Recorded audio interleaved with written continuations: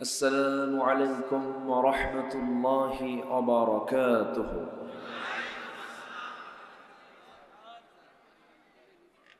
إن الحمد لله الأكرم الذي خلق الإنسان وكرمه وعلمه من البيان ما لم يعلم، فسبحان الذي لا يحصى امتنانه باللسان ولا بالقلم.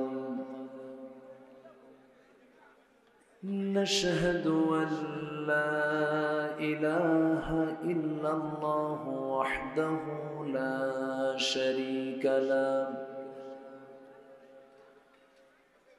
ونشهد أن سيدنا وحبيبنا الذي أرسله بالحق بشيرا ونذيرا وداعيا إلى الله بإذنه وسراجا منيرا. فقد قال الله تعالى في كلامه المجيد وفرقانه الحميد: أعوذ بالله من الشيطان الرجيم. بسم الله الرحمن الرحيم. إن الله وملائكته يصلون على النبي يا أيها الذين آمنوا صلوا عليه وسلموا تسليما. اللهم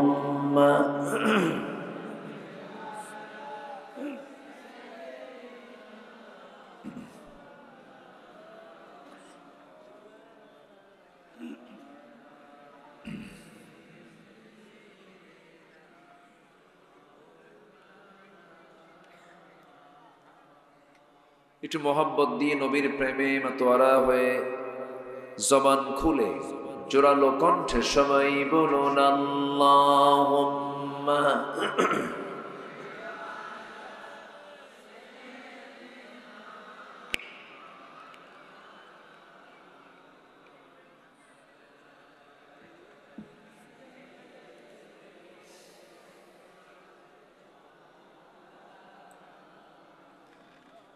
সবাই বলুন বালাগাল উলা বিকামালিহি কাশাফাত তুজা বিজামালিহি হাসনাত জামিউ খিসালিহি সাল্লু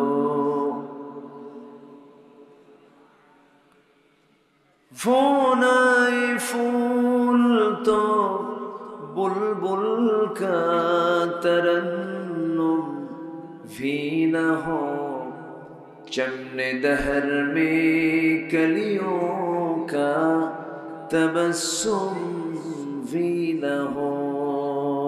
बलगल उला बिकमालिही कशफत तुजा बिजमालिही हसनत जमीउ।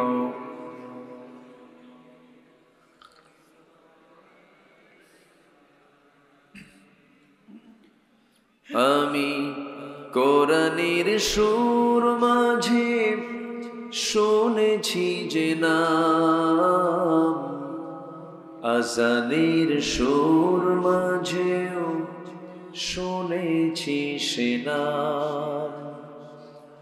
ও নাম শুনেছি আমি আমার রসূল নবীজি তোমায়, হে রসূল নবীজি তোমায়।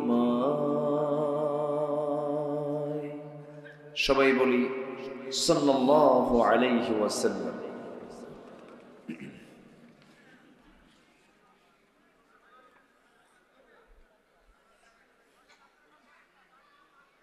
বৃহত্তর কুষ্টিয়া অঞ্চলের চুয়াডাঙ্গা উপজেলার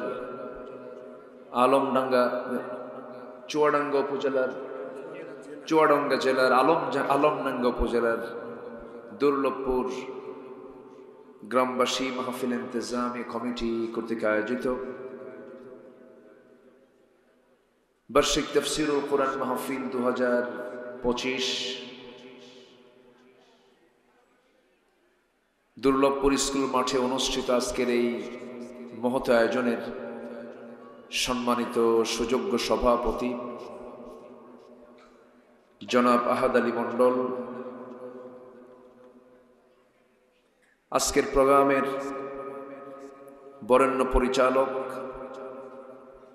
জনাব রাশেদ আহমেদ মামুন,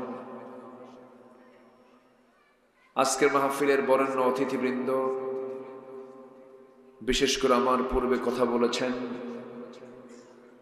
নন্দিত আলেমে দ্বীন মৌলানা মিজানুর রহমান জিহাদি, উপস্থিত হাজারাত উলামায়ে কেরাম, ফদলায়ে ইজাম, সুশীল সমাজ, জাতির শ্রেষ্ঠ সন্তান শিক্ষক মণ্ডলী, জাতির বিবেক সাংবাদিক বৃন্দ,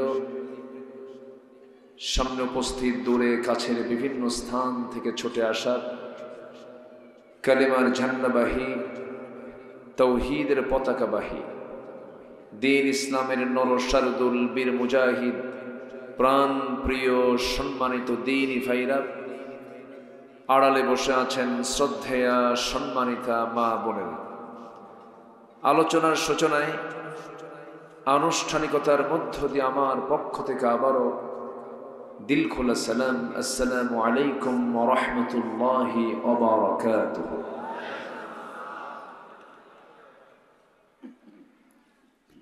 সবাই কেমন আছেন?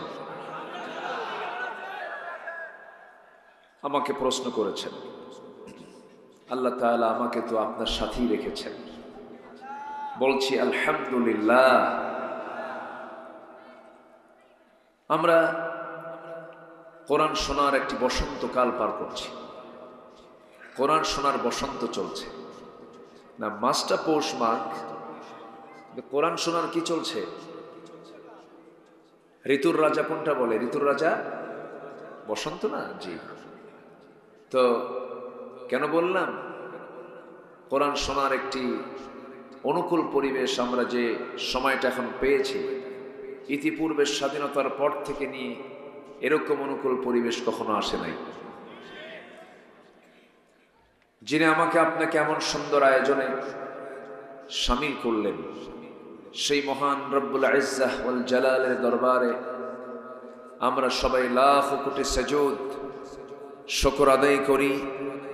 মুহাব্বাতান জোরালো কণ্ঠে একযোগে বলে উঠছি আলহামদুলিল্লাহ। আবারও বলছি আলহামদুলিল্লাহ।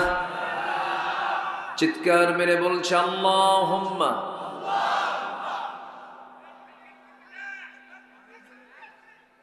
ইন্নী আসআলুকা আল হুদা ওয়াত তুকা ওয়াল আফাফা ওয়াল গিনা।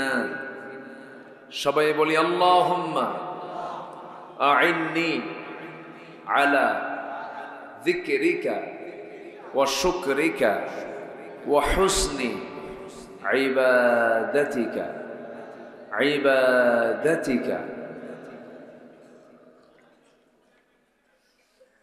আমরা আল্লাহ তাআলার শুকর আদায় করে নিলাম। সিটটা ফাঁকা থাকবে, কেউ নাই বসার? আচ্ছা, ঠিক আছে। মহান রব্বে করিমের আমরা শুকর আদায় করে নিলাম। উঠতে একটু দেরি হলো, শেষ হতে যদি একটু দেরি হয়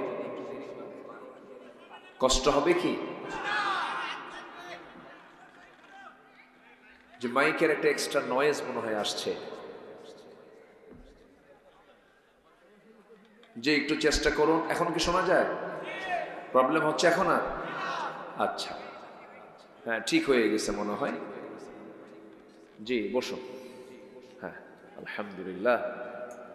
আপনারা দোয়া করেন, যান্ত্রিক প্রবলেম তো হতেই পারে, যেন মাইকের যেন কোনো সমস্যা না হয়, সার্বিক দিক যেন ঠিক থাকে।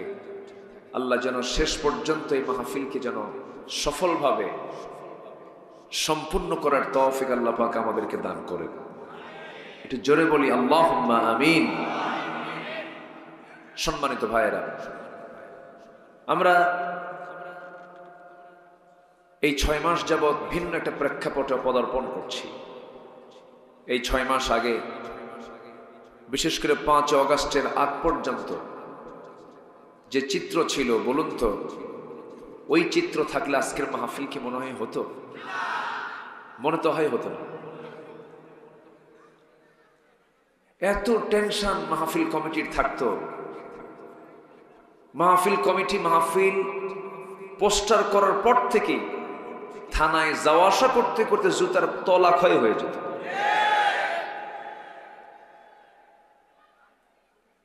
দুই মাস 3 মাস প্রচার করার পর মাহফিল কালকে, আজকে প্রশাসনের লোকজন এসে বলে মাহফিল হবে না। এরকম নাটক কি চলেছে? চলেছে। এরপরে ওই মাহফিলে বসে বক্তা যে আলোচক যে আলোচনা ঠিক মতো করবেন তাও সুযোগ নাই। দুই পাশে বসে যেত কিরামুন কাতিবিন।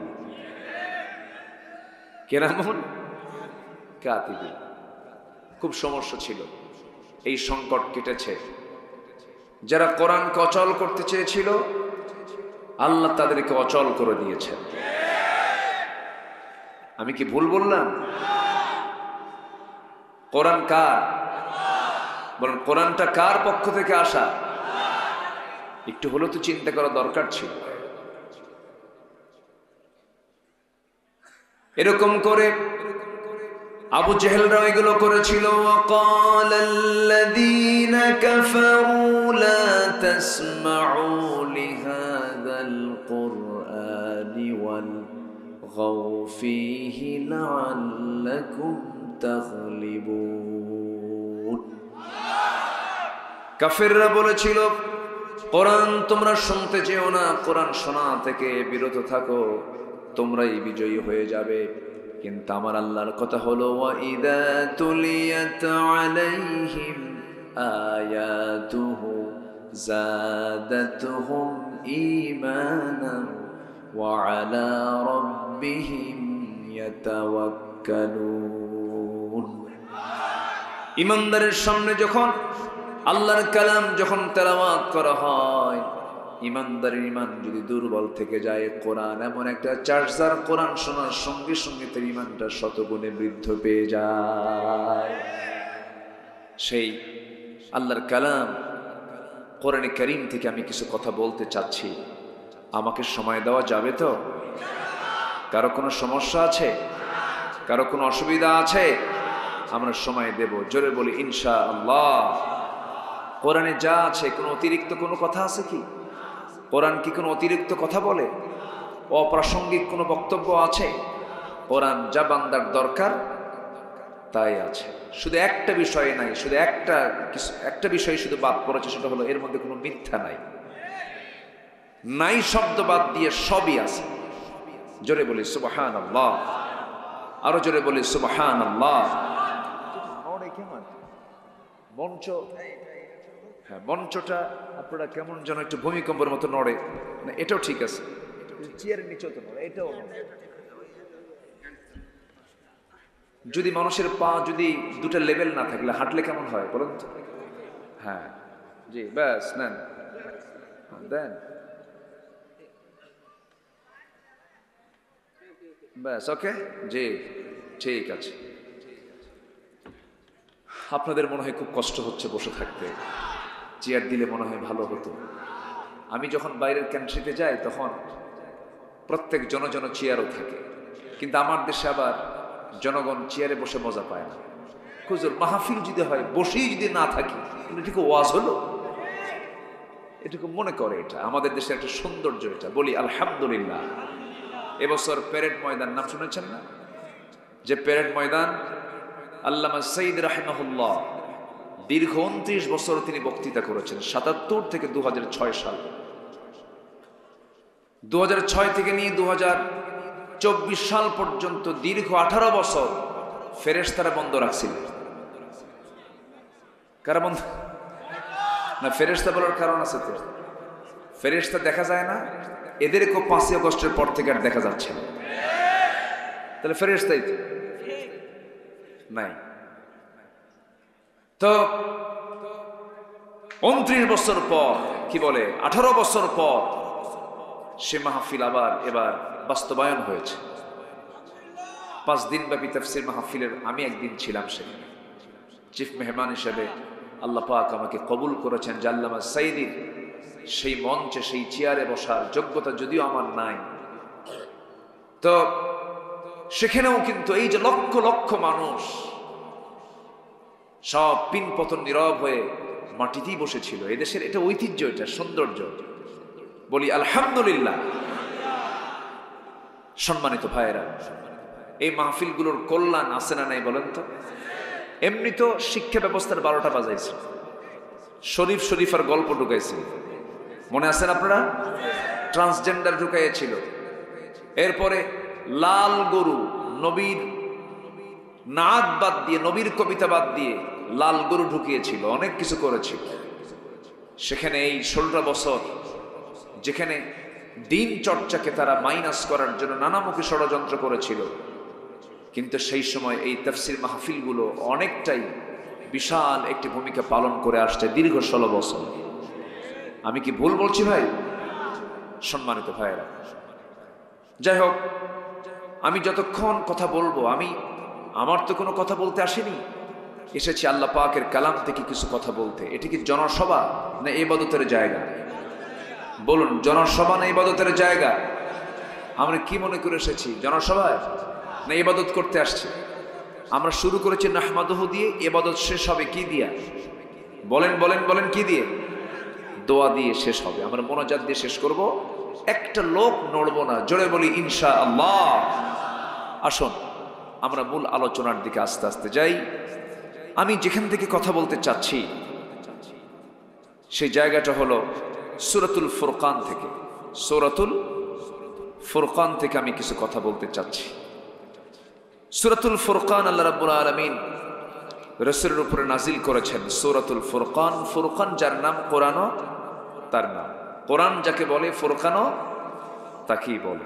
আজ থেকে ১৫০০ বছর আগে আল্লাহ রাব্বুল আলামিন এই ফুরকান নামক কিতাবও নাজিল করেছেন। ফুরকান যার নাম, কোরআনও তার নাম। এই সূরাটার নামকরণ করেছেন প্রথম আয়াত থেকে।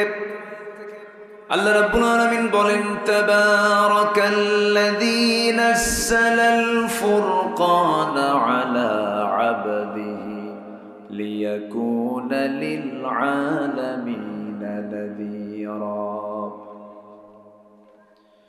الذي له ملك السماوات والأرض ولم يتخذ ولدا ولم يكن له شريك في الملك وخلق كل شيء فقدره تقديرا جربنا الله أكبر অতীব বরকতময় সেই মহান প্রভু যিনি তার বান্দার উপরে ফুরকান নাজিল করেছেন, আয় কোরআন, ফুরকান আয় কোরআন নাজিল করেছেন, যেন তিনি গোটা পৃথিবীর মানুষকে এই কিতাব দিয়ে যেন সতর্ক করতে পারেন। সতর্ককারী হিসেবে তাকে পাঠানো হয়েছে। এই প্রথম আয়াত থেকেই ফুরকান নিয়ে এই সূরার নাম ফুরকান করা হয়েছে। আল্লাহ রাব্বুল আলামিন এই ফুরকান শব্দটা আরেক জায়গায় বলেছেন, রমজান কেন্দ্রিক একটা আয়াত। আমরা শাবানের 14 তারিখ পার করেছি, আজকে 15 তারিখ পার করলাম, আর সামনে আছে মাত্র 13-14 দিন, এরপরে আসতেছে কোন মাস? শাবান পার হলেই কোন মাস বলেন? শাবানের পরেই রমাদান কারীম। আমার বন্ধুগণ, আল্লাহ রাব্বুল আলামিন রমজান নিয়ে বলছেন, শাহরু রমাদানাল্লাযী উনজিলা ফীহিল কুরআনু হুদাল লিন্নাস ওয়া বায়িনাতিন মিনাল হুদা ওয়াল ফুরকান। জোরে বলুন আল্লাহু আকবার। রমজান মাস যাতে নাজিল হয়েছে কোরআন, অর্থাৎ রমজান মাসের পরিচয় মহান রব্বুল আলামিন শুধু কোরআন দিয়ে বেশি দিয়েছেন কোরআনে। আমার বন্ধুগণ, আরেকটা আয়াত আছে, ইন্না আনজালনাহু ফি লাইলাতিল কদর। আমি কোরআন নাজিল করেছি কোন রাতে বলেন? আর কোন মাসে বলেন? বলেন বলেন বলেন। রাতটাও রমজানে, আবার মাসটাও রমজান। এই কোরআন নাজিলের কারণে রাতের মর্যাদাও গেছে বেড়ে, মাসের মর্যাদাও গেছে বেড়ে। কিন্তু আমরা মানলে মনে হয় আমাদের দাম বাড়বে না। আসতে কয় মাসের দাম বাড়ে, রাতের দাম বাড়ে, আর আমার দাম বাড়বে কম না বেশি? বেশি। আল্লাহু আকবার। আমরা মক্কায় যাই কেন? কেন যাই বলেন বলেন? কার ঘর আছে? ঘর না থাকলে যেতাম? দরকার ছিল আমাদের যাওয়া? আমরা মক্কায় যাই কেন? আল্লাহর ঘর সেখানে আছে, এই জন্য আমরা হজে যাই, আল্লাহর মক্কায়, সেই মক্কায় হজ করতে যাই। আমরা মদিনায় যাই কেন? আমার নবীর মাকবারা সেখানে আছে। আমার নবীর মাকবারা লেখা আছে, কিন্তু আমার দেশে একটা সোর মূল্য মাজার হয়। কি হয়? মাজার শরীফ। মাজার শরীফ। আচ্ছা, কোন কবর দেখলে সালাম আসানা নাই বলেন তো? আসসালামু আলাইকুম ইয়া আহলাল কবর। যদি মাজার হয় কি নাম, কি বলবেন? বলেন আসসালামু আলাইকুম ইয়া আহলাল মাজার। তাহলে আমার নবীর কবর মাকবারা হয়, সাহাবীদের কবর মাকবারা হয়। মাকবারাতুন নবী, নবীর কবরকে মাকবারা বলা হয়, কবরস্থান বলা হয়। আর আমার দেশে গাজা খায়া গাজা শরীফ মরে গেলে তার নাম হয়ে যায় মাজার শরীফ। কি মাজার শরীফ? শোনেন, আমি পীর বিরোধী না, আবার ভুলটুল বুঝবেন না। আমি পীরকে মোহাব্বত করি, কিন্তু গাজা খাওয়া পীর না। হ্যাঁ, কি মোষগুলো কি দেখছেন? লালন শাহ এলাকা তো, হ্যাঁ বুঝি তো। সে মোষগুলো কি মানে বাগানো 2.5 ইঞ্চি হাইব্রিড জাতের মোষ, মানে ফলন ভালো। কি ভালো? ফলন ভালো। সে মোষগুলো দেখে শয়তানও ভয় করে। ওরে বাবা, এত ভয়ঙ্কর মোষ। সে মোষগুলো লাল টকটকা। কি খায়? আমি 2018 সালে জেলখানা একটু সফর হয়েছিল। 16 বছর এই যারা ছিল না, ওরা আমাদেরকে একটু মাঝে মাঝে দাওয়াত দিত, যেতাম, আসা যাওয়া হতো, জেলখানায় যেতাম। ওটাও তো একটা অভিজ্ঞতা, তাই না? এখন যেতে চাইলেও কি যেতে পারবেন? মামলা আপনার নামে দেবে কি? আপনি তো নামাজ পড়ে। এখন তো আপনি যেতে চাইলেও যেতে পারবেন না, সম্ভব না তো। তো 2018 সাল, 250 পুলিশ আমার বাড়ি ঘেরাও করল। বড় সন্ত্রাসী তো, যদি পালায় দৌড় মারি, চলে যাই। ধরে বলল, হুজুর চলেন, একটু থানায় যাবেন, একটু চা খাবেন। চা খাওয়ার দাওয়াতে 250 জন। চলে গেল। ওসি মহোদয় আমার দিকে তাকায়া লজ্জায় চোখ রাখতে পারতেছে না, শুধু বারবার নিচু হয়ে যাচ্ছে। মানুষ তো, শরম থাকে না? শরম তো সবাইকে আল্লাহ দেয়। তিনি বারবার শুধু ঠোঁট কামড়াচ্ছেন আর বলছেন, হুজুর আমাকে মাফ করে দিয়ে, আমার ফ্যামিলি, আমি আপনার খুব ভক্ত, আজ শুনি, বদদোয়া দিয়েন না। এরপরে বলতেছে, হুজুর কি করবেন, বাল বাচ্চা আছে, চাকরি বাঁচান তো ফরজ। তো বললাম, ইমান বাঁচান তো নফল। মামলা টামলা দিয়া কোর্টে চালান দিল। কোর্টে গেলাম, জজ সাহেব আমার দিকে তাকায়া মাথা নিচু করে মাথা নড়াচ্ছে, আহারে চেনে, কিন্তু যে মামলা, এই মামলায় তো জামিন নাই, জামিন দিলে উনি আইন লঙ্ঘন করে ফেলবেন। তো জামিন নামঞ্জুর কইরা আমারে পাঠায় দিল জেলখানায়। ঢুকলাম তো মূল গেট দিয়ে যখন ঢুকি, ওই সময় এক মুরব্বী, 80 ঊর্ধ্ব বয়স হবে, 85 বছর বয়স হবে, আমার দিক তাকায়া এত খুশি হলো আমাকে দেখে, লম্বা একখান সালাম দিয়ে বলে, হুজুর আপনি জেলখানায় ঢুকছেন? খুব খুশি হলাম। তো বললাম, জেলখানায় ঢুকলাম, মানুষ খুশি হয় কখনো? হুজুর কি করবেন? মাহফিলে যাই, আপনার কতগুলো মাহফিলে গেলাম, এত চেষ্টা করছে আপনার সঙ্গে একটু মোসাফা করব, নসিবে জোটে নাই, আল্লাহ আমারে কি সুন্দর করে জুটাই দিল, দোয়া করি আপনি জেলখানায় থাকেন। তো আমি চাচাকে বললাম, চাচা তাই তো আপনি এই বুড়া বয়সে বাচ্চা, এই নাতিপুতি থুই আপনি জেলখানায় গেলেন? বাবা বোমা হামলা, বোমা হামলা মানে ওনার নামে কিসের মামলা দিছে? বোমা হামলার মামলা দিয়েছে। বয়স 80-85। বলেন তো বোমা মারলে কি উনি কি লক্ষ্যে মারবে না ওনার মাথায় পড়বে? এই চিত্র হয়েছে। এরপরে 2-3 দিন থাকার পর দেখি এরকম এক মোসারু, যেটা বলতে নিয়ে আমি এত দূর আসলাম, 2.5 ইঞ্চি হাইব্রিড জাতের মোষ, বুড়া মানুষ, মাথার চুলও সাদা, দাড়িও সাদা, আর মোষ হচ্ছে লাল টকটক। তো ভিতরে ঢুকে উনি আমাকে চেনেন না, ওনারা তো আলাদা জগতের মানুষ। তা আমি নিজেই তাকে সালাম দিয়ে বললাম, চাচা আপনি এখানে কেন? বাবা সরকারের মাথা খারাপ হয়ে গেছে। কেন? বেহেশতের গাছের বিরুদ্ধে ষড়যন্ত্র শুরু হয়েছে। বললাম, বেহেশতের গাছ দুনিয়াতে আসলো কেন? তুবা নামে একটা বেহেশতের গাছ আছে, তুবা না গাছ তো এখানে নাই। তুবা একটা বেহেশতের বৃক্ষ, এটা বৃক্ষের নাম, তুবা লাহুম ওয়া হুসনু মাআব। আমি বললাম যে চাচা বেহেশতের গাছ মানে কি? বাবা বুঝবা না, এটা বুঝতে অনেক কিছু। কোরআন তো তোমাদের 30 পারা, আমাদের কোরআন 90 পারা। আমার উল্টো সবক দিচ্ছে। তো বললাম যে তাহলে বেহেশতের গাছটা কি? বাবা গাজা, গাজা, গাজা, গাজা নাকি বেহেশতের গাছ? হ্যাঁ, এগুলোর সংখ্যাও কিন্তু কম না আমার দেশে, অনেক। একটা মহল আছে না নাই?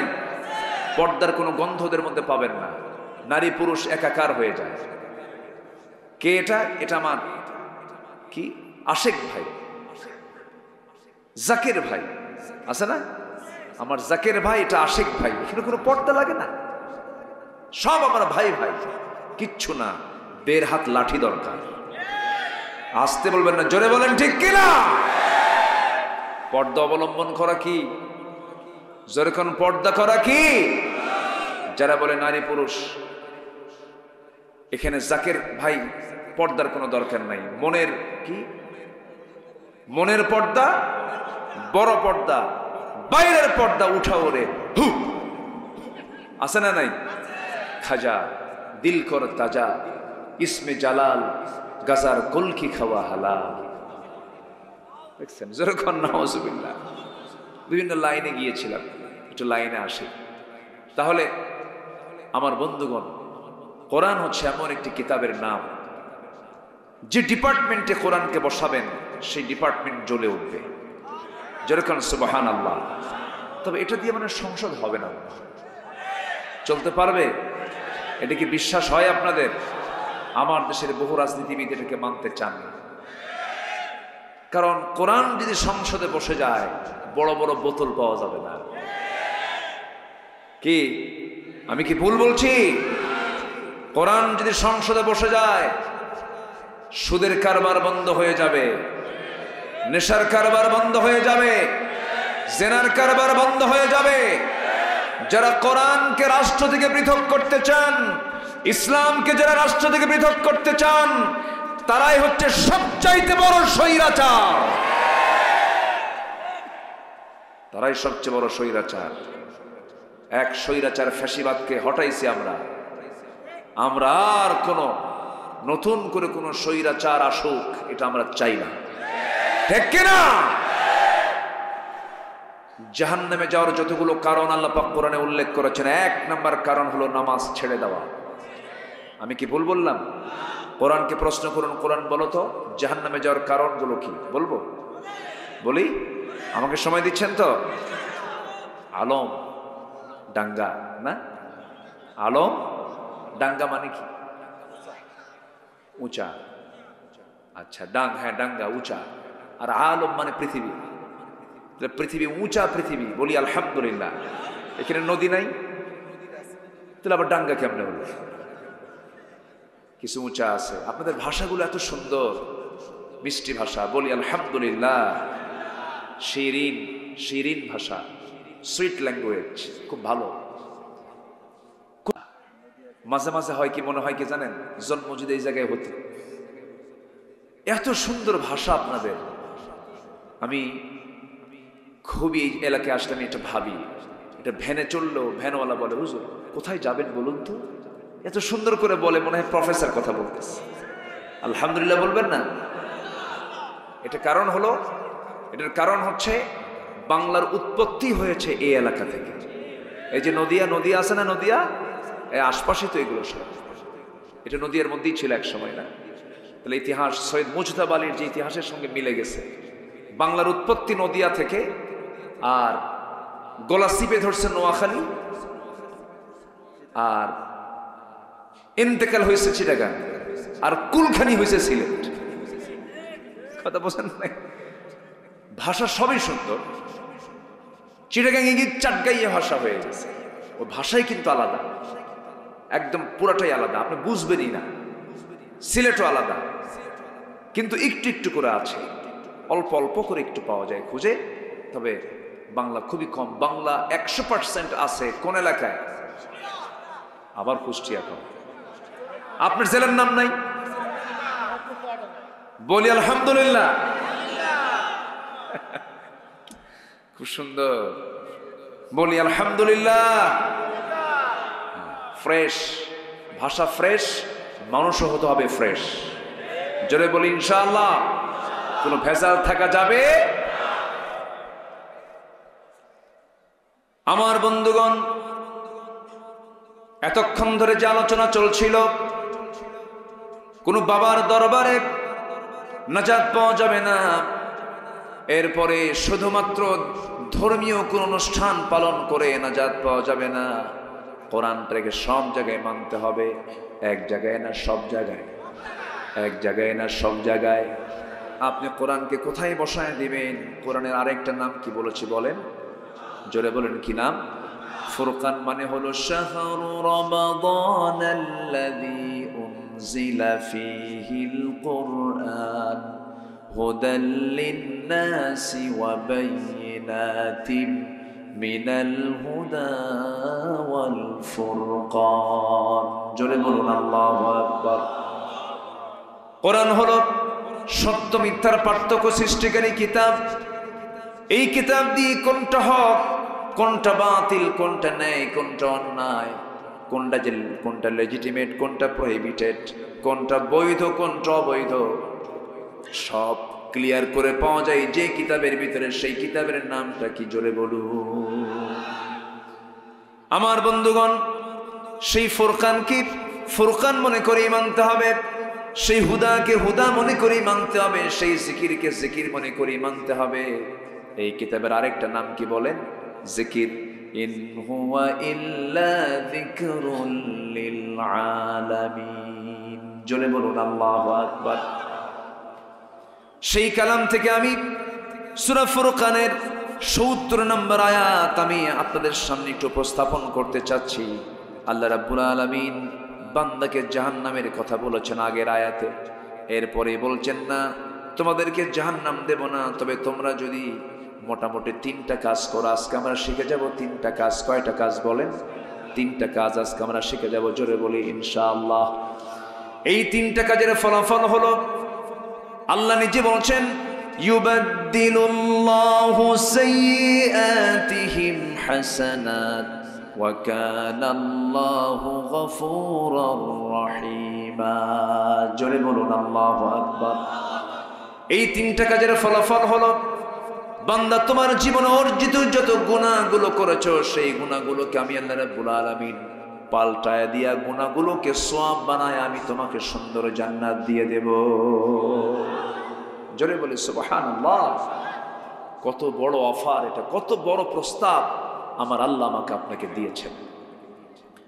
ওটা নিয়ে কে ঘোরে? কে ওটা কি বাদাম? ও ডিস্টার্ব হয়ে যায়, আবার ওনার ব্যবসা নষ্ট হয়ে যাবে। থাক, দরকার নাই। কোরআন তো এটা ইবাদত, তাই না? একটি ইবাদতের জায়গা। কাইন্ডলি সো আপনি আল্লাহ পাক আপনাকে বরকত দিবেন অন্য জায়গায় কোথাও ইনশাআল্লাহ। না আপনারা কষ্ট পাচ্ছেন নাকি? বাদাম খাবেন, নিবেন? একসাথে দু কাজ হয় না তো, একটু মনোযোগিতা নষ্ট হয়ে যায়। আমার দিকে তাকাবে সম্মানিত ভাইয়েরা, কষ্ট দিচ্ছে না তো আপনাদেরকে? তাহলে আজকে আমরা একটা পয়েন্ট আউট করে দিলাম যে আমরা 3টা কাজ আজকে শিখে যাচ্ছি। কয়টা কাজ বলেন তো? এর ফলাফল হলো গুনাহ কি বানায় দিবেন? গুনাহকে আল্লাহ পাল্টায় কি বানায় দিবেন? সওয়াব বানায় দিবেন। এটা কি ছোটখাটো কোনো প্রস্তাব না, অনেক বড় প্রস্তাব, অনেক বড় প্রস্তাব। আসুন ধীরে ধীরে আমরা সেই কিতাবের সে আলোচনার দিকে ডিপে চলে যাই। সম্মানিত ভাইয়েরা, এই কোরআন জিরোকে হিরো বানায় দেয়, আবার হিরোকে জিরো বানায় দেয়। আবু জেহেল হিরো ছিল না? কি হয়ে গেছে? আবার ওমর কি ছিল? ওমর কি ছিলেন? জিরো ছিলেন, হয়ে গেছেন কি? হিরো। কোরআন এটা এমন একটা কিতাবের নাম, 16 বছর ক্ষমতার শীর্ষ নেতৃত্বে থাকা তো কম ছোটখাটো বিষয় নয়, অনেক বড় বিষয়। যা ইচ্ছা তাই হয়েছে কথার মধ্য দিয়ে। বলা হয়েছে ওকে ধর, আয়না ঘরে ঢুকা। কি ঠিক কিনা বলেন? ওকে ধর, ইলেকট্রিক চেয়ারে বসে ইলেকট্রিক শক দে, ইলেকট্রিক শক দিয়ে দে। যা ইচ্ছা তাই করেছে, ক্ষমতা, পাওয়ার।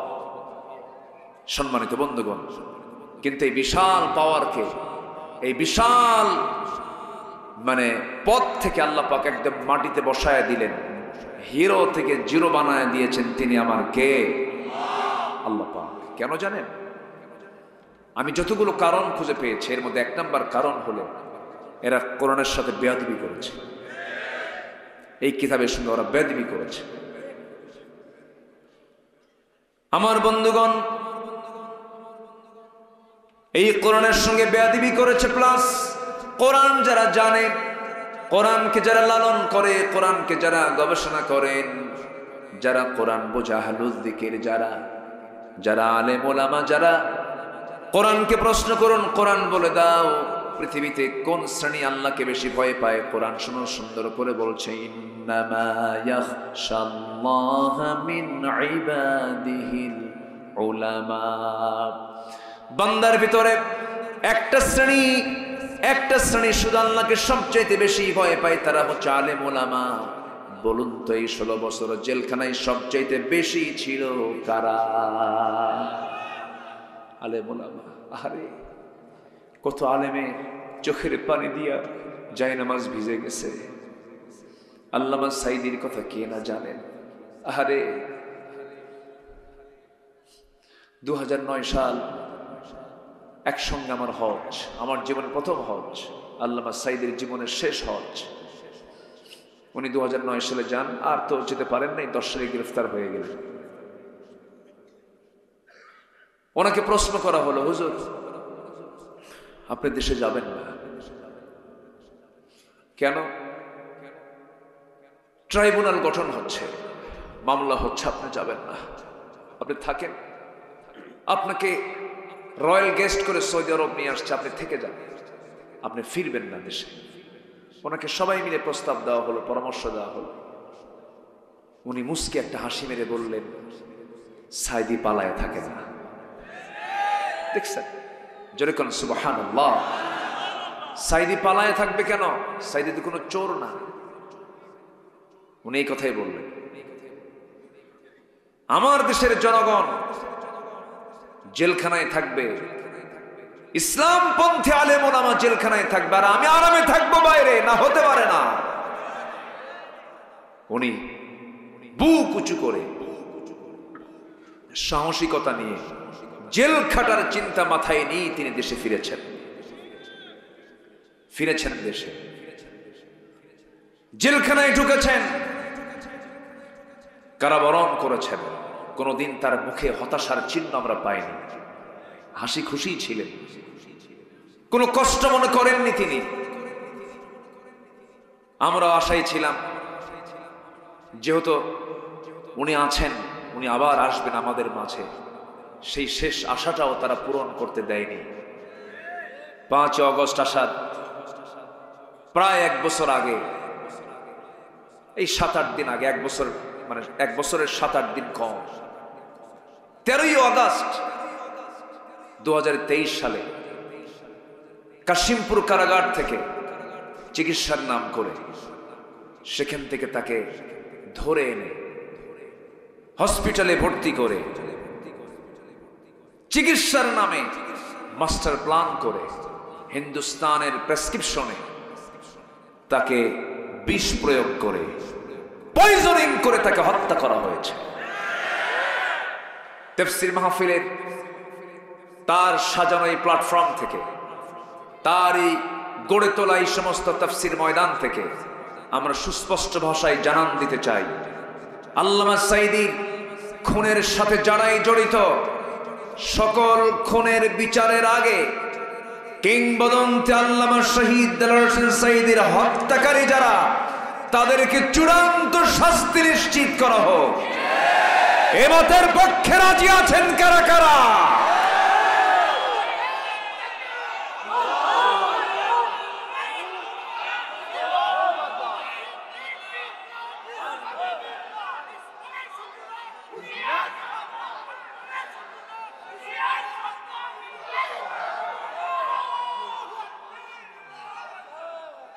আল্লাহ কবুল করেন, জোরে বলি আমিন। অনেক মানুষের খোঁজ খবর নাই, ইলিয়াস আলী নিখোঁজ, কি স্বাধীন দেশ এটা। ব্রিগেডিয়ার আব্দুল্লাহ আমান আজমি একটানা 8টা বছর আয়না ঘরে তিনি ছিলেন, খেতে পারেননি, পচা বাসি খাবার, দুর্গন্ধযুক্ত পানি খেয়ে খেয়ে 8টা বছর পার করেছেন একজন ব্রিগেডিয়ার, একজন লয়ার, ব্যারিস্টার, সর্বোচ্চ একজন আইনজীবী।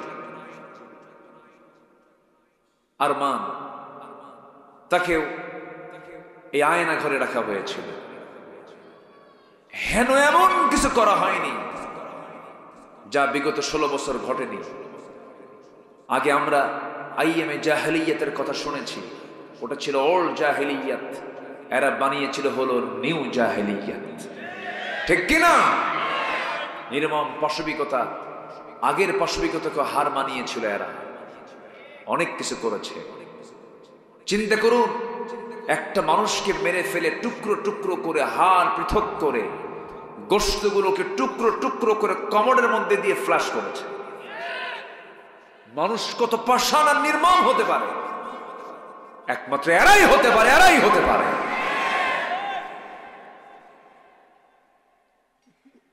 সম্মানিত ভাইয়েরা, যদি কেউ মানুষের তৈরি করা দল করেই থাকেন, আমি এসেছি আপনাদের এলাকায়, আমি আপনার শত্রু হয়ে আসিনি। কোরআনকে সামনে রেখে বলতে চাই, মানুষের তৈরি করা কোনো দল করবেন না। দল করবেন কার? আসতে বলবেন না কার? আপনি কি জানেন আপনার ওই দল করার কারণে আপনাকে জাহান্নাম যেতে হবে? ওই দল, ওই নেতা যেদিকে যাবে আপনি সেদিকে চলে যাবেন। খুব সাবধান, বি কেয়ারফুল। আপনার কিন্তু কেউ নাই, কে ছাড়া? আসতে বলবেন না কে ছাড়া? ভাবতেছেন বউ আছে, ভাবতেছেন বাপ মা আছে, ভাবতেছেন ছেলে মেয়ে আছে, সব ধোকা, সব কি ধোকা, সব ধোকা। শুধু আমরা ক্ষণিকের জন্য আমরা অস্থির হই। কে বলেছে আমার আপন? বলেন, আমার কেউ আপন নাই, পৃথিবীতে আমার কেউ আপন নাই। এখনই মরে যাবেন। যে ছেলেটার জন্য আপনি হারামকে হালাল বানায়া সুদের কারবার করে করে অবৈধ ইনকাম করলেন, কিন্তু আপনি এখনই মরে যান, সন্তান কিছুক্ষণ কাঁদবে, সন্তানটা আপনার জানাজার জন্য অস্থির হয়ে যাবে, বেশিক্ষণ দেরি করবে না, লাশ পচে যাবে, ফুলে যাবে। তাড়াহুড়ো করে একদিন পার হতে দেবে না, কবর খনন করে কবরে রেখে আসবে, বউটা কাঁদবে, কিন্তু কতদিন কাঁদবে, সন্তান কতদিন মনে করবে, 2 মাস 3 মাস 4 মাস 6 মাস। যে বউটার জন্য আপনি এত পাগল ছিলেন, সেই বউটা আপনি কম বয়সে মারা গেলেন, বউটা বিধবা হয়ে যাবে, শ্বশুর বাড়ির লোকজন ধরে নিয়ে চলে যাবে, বাচ্চা একটা এতিম হয়ে যাবে, কিন্তু আপনার সেই সুন্দরী বউ, যে বউকে আপনি দারুণ ভালোবেসেছেন, লাভ তো হলো না। 6 মাস পর ওই বাপ মা, তার বাপ মা অন্যত্র বিয়ে দেবে, নতুন স্বামী পেয়ে যাবে, নতুন স্বামী পেয়ে সেই আপনার সুন্দরী বউটা তার আব্বা আম্মাকে জানায় দেবে, আব্বা আম্মা তোমরা আমার ব্যাপারে যে সিদ্ধান্ত নিয়েছো, পরবর্তী বিবাহ দেওয়ার যে সিদ্ধান্ত নিয়েছিলে, ভালো সিদ্ধান্ত ছিল, কারণ আগের স্বামীর চাইতে এই স্বামী আমার আরো ভালো। কেউ নাই ভাই, কেউ নাই দুনিয়ায়, কেউ সব ভুয়া, কেউ আমার আপন বলতে কেউ নাই। শুধু আমার আপনজন যদি আপনি কেউ খুঁজতে চান, আমার আপনার আপনজন তিনি একজনে, যিনি আরশে আজিমের মালিক, তিনি আমার কে? আল্লাহ আমার রব, এই রবি আমার সব। বলুন আল্লাহ আমার রব, এই রবি আমার সব। দমে দমে তনু মনে তারি অনুভব। আল্লাহ আমার রব, এই রবি আমার সব। আল্লাহ ছাড়া কোনো উপায় আছে? আমার জান কার হাতে? সর্বক্ষণ আমার সাথে কে আছেন? কে কে কে কে? অতএব আল্লাহকে নিয়ে আমরা থাকতে চাই। জোরে বলি ইনশাআল্লাহ। সব পর হয়ে যাক, আফসোস নাই, কিন্তু আমার আল্লাহকে কখনো পর করা যাবে না। আমার বন্ধুগণ, আল্লাহ 3টা কাজ করতে বলছেন। বান্দা তুমি 3টা কাজ করো, আমি তোমার গুনাহগুলোকে, সাইয়্যাতকে হাসানাত বানায় দেব। নাম্বার 1 হলো তুমি ফিরে আসো। তুমি কি করো? ফিরে আসো। যা দল করছো আকাম কুকাম, ওগুলো বাদ দেওয়া, আগেগুলো বাদ দাও। অনেকে আছে নামাজও পড়ে মদও খায়, এরকম আছে না নাই বলেন তো? নামাজও পড়ে সুদও খায়। ওই জেলখানে আমি ছিলাম, ওখানে একজন এরকম আসামি ছিল, সে ইয়াবার কারবার করতো। কিসের কারবার? ইয়াবা। ইয়াবা নাম শুনছেন তো? ওই ছোট ছোট মানে দানা, হ্যাঁ, এলাকায় খায়। ওরে এগুলো আছে এলাকায়, এখানে ওহী নাজিল হলো কেমন? জি। তো যে লোকটা জেলখানে, আমি তাকে বললাম, ভাই আপনি কি করেন? কে ভাই যান, আমার তো ইয়াবার মামলা। তো আপনি ইয়াবার মামলা করেন, নামাজও তো পড়েন, খুঁজুন, এটা আমার ব্যবসা। কি বলতেছে? এটা আমার ব্যবসা। তো বললাম যে ইয়াবা ব্যবসা হয় তো অবৈধ তো, খুঁজুন, আমি তো খাই না, আমি খাওয়াই। চিন্তা করেন সেন্স কত নিম্নমুখী হলে এই জাতীয় কথা বলতে পারে, কত নিম্নমুখী হলে এই কথা বলতে পারে। সম্মানিত ভাইয়েরা, সকল মাদক কে হারাম করেছেন? কে হারাম করে দিয়েছেন? আল্লাহ হারাম করেছেন। আগে হারাম ছাড়তে হবে। ছেড়ে দেওয়া মানে তৌবা করা। ছেড়ে দেওয়া মানে কি? তৌবা করা। তৌবা করা মানে হলো ব্যাক করা। আল্লাহ চুরি করেছে আর জীবনে চুরি করব না, ডাকাতি করেছে আর জীবনে ডাকাতি করব না, খুন করেছে আর জীবনে খুন করব না। এরকম করে যদি বান্দা ফিরে আসে, এটার নাম হলো তৌবা। এটার নাম কি বলেন? তৌবা। কিন্তু বান্দা করে কি? সারা জীবন, সারা বছর আকাম কুকাম করে, বরাতের রাত্রে জায়নামাজ নিয়ে যায়, আছে না? আছে না? সারা বছর আকাম কুকাম করে, রমজান মাসের 1 তারিখ থেকে দাড়ি কাটা বন্ধ করে দেয়, আর হাতে একটা তসবিহ নিয়া, আর চোখের মধ্যে সুরমা লাগায়া, নতুন জুব্বা পরে মনে হয় এখনই সে আসমান থেকে নাজিল হয়েছে। আছে, এটার নাম তওবা না। তওবা মানে হলো সিদ্ধান্ত নিয়েছে, আল্লাহ আমি যতগুলো গুনাহ করেছি, যত পন্থায় গুনাহগুলো করেছি, এই জাতীয় গুনাহ আমার জীবনে আর হবে না। এমন সিদ্ধান্ত নিয়ে যদি বান্দা ফিরে আসতে পারে, মহান রব্বুল আলামিন বলেন, তুবু ইলাল্লাহি তাওবাতান নাসুহা। তোমরা তওবার মতো তওবা করো, আমার কাছে ফিরে আসো বান্দা। তোমার গুনাহ যত বড়, আমার রহমত তার চাইতে অনেক বেশি বড়। আমার কাছে মাফ চেয়ে নাও। আমার বন্ধুগণ, আল্লাহ যদি কাউকে মাফ করে দেন, যত বড় গুনাহ হোক না কেন, আল্লাহর কাছে গুনাহ মাফ করে দেওয়া কি বড় কিছু নাকি বলেন? আল্লাহ মাফ করলে পৃথিবীর কারো কাছে কৈফিয়ত দেওয়া লাগবে নাকি? ছোট্ট একটা ঘটনা মনে পড়ে গেল। আমার মায়ের একটু মনোযোগ দিয়ে শুনবেন। 3টা কাজ আজকে আমরা শিখে যাব। 1 নাম্বার শুরু হয়ে গেছে আলোচনা, আরো 2টা আছে। একটা একটা করে আজকে শুনে যাব। যে কথাটা আমি বলতে চাচ্ছিলাম, গুনাহ যত বড়ই হোক না কেন, যদি আপনি ফিরে আসেন, যদি আপনি ব্যাক করেন, সব গুনাহ মাফ হয়ে যাবে। রাসূল বলেছেন, আত-তাইবু মিনাজ যামবি কামান লা যামবা লাহ। যার তওবা কবুল হয়ে যায়, তার আগের কোনো গুনাহ তার জীবনে আর থাকে না। কি সুন্দর দামি কথা, কি সুন্দর দামি কথা। ওই 3 জন ভাই উঠলেন কেন? সমস্যা কি? ওই যে 3 জন ভাই একসঙ্গে উঠতেছেন, সমস্যা কি বলেন? কষ্ট হচ্ছে? অসুবিধা? তো না বলে যাচ্ছে কেন?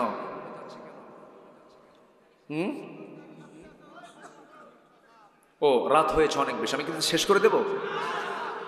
চালাবো, আলোচনা চালাবো। তোর উঠতেছে কেন? এই কিসের 1 নাম্বার তোমার? হ্যাঁ, ইয়াং ছেলে পেলে 1 নাম্বার।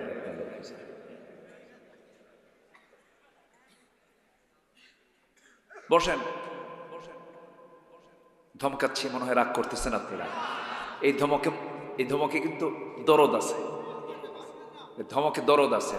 ফাবাশশিরহুম বিআযাবিন আলীম।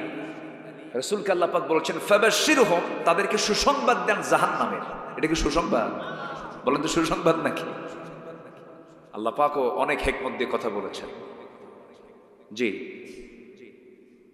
আমার নবীজির সময় লোকগুলো তো খুব কঠিন ছিল। রাসূল যে সময় জন্ম নিয়েছেন সেই সময় লোকগুলো এত খারাপ, উলঙ্গ হয়ে আল্লাহর ঘর তওয়াফ করত। তাও একজন আরেকজনের সামনে উলঙ্গ হতো। কত নোংরা দেখে মানুষ। তাও আল্লাহর ঘরের সামনে, কাবা শরীফের সামনে তারা সব উলঙ্গ হয়ে তওয়াফ করত। এত নোংরা তারা। এরপরে একটা ভাঙ্গা পাতিলকে কেন্দ্র করে যুগের পরে যুগ তারা যুদ্ধ লেগে রাখত। সামান্য ইস্যুকে কেন্দ্র করে হাসতে হাসতে মার্ডার করে ফেলত। সেই যুগে একজন সাহাবী আল্লাহর নবীর কাছে এসে হাতে হাত রেখে বায়াত গ্রহণ করলেন, কালেমা পড়লেন, লা ইলাহা ইল্লাল্লাহ মুহাম্মাদুর রাসূলুল্লাহ। কালেমা পড়ে মুসলমান হলেন। কিন্তু কালেমা পড়ার পর সেই দিন থেকে বাড়িতে গিয়ে আর তার বিছানায় ঘুম হয় না, ঘুমাতে পারছেন না তিনি। নবীর কাছে বারবার এসে নবীর সামনেও কান্নাকাটি করেন। আমার নবীজি কয়েকটা দিন লক্ষ্য করে বলছেন, সাহাবী তুমি কি দিন গ্রহণ করে ঠকে গেছো নাকি? না তো হুজুর। কাঁদো কেন? কান্না করার কারণটাকে কি হেতু বলো? হুজুর আমি দিন গ্রহণ করেছি যেদিন কালিমা পড়েছি, সেই দিন থেকে আজ পর্যন্ত আমার চুল পরিমাণ কোনো ঘুম নাই। কেন ঘুম নাই? তোমার কি হয়েছে বলো? সাহাবী বলছেন, হুজুর দিন গ্রহণ করার আগে আমার দিলটা ছিল বড় পাষাণ, আমার ভিতরে কোনো মায়া দয়া কাজ করতো না, আমি বড় পাষাণ হৃদয়ের ছিলাম। কিন্তু যেদিন থেকে গ্রহণ করেছে আমার দিলটা নরম হয়ে গেছে, এই জন্য আমার কান্দাকাটি বেশি বেড়ে গেছে। কিসের জন্য কান্দো বলো? হুজুর নিজের হাতে জাহিলিয়াতের কারণে, জাহিলি যুগে আমার নিজের হাতে নিজের কন্যা সন্তানকে আমি জীবন্ত পুঁতে হত্যা করেছি। আমার মনে হয় গুনাহ মাফ হবে না।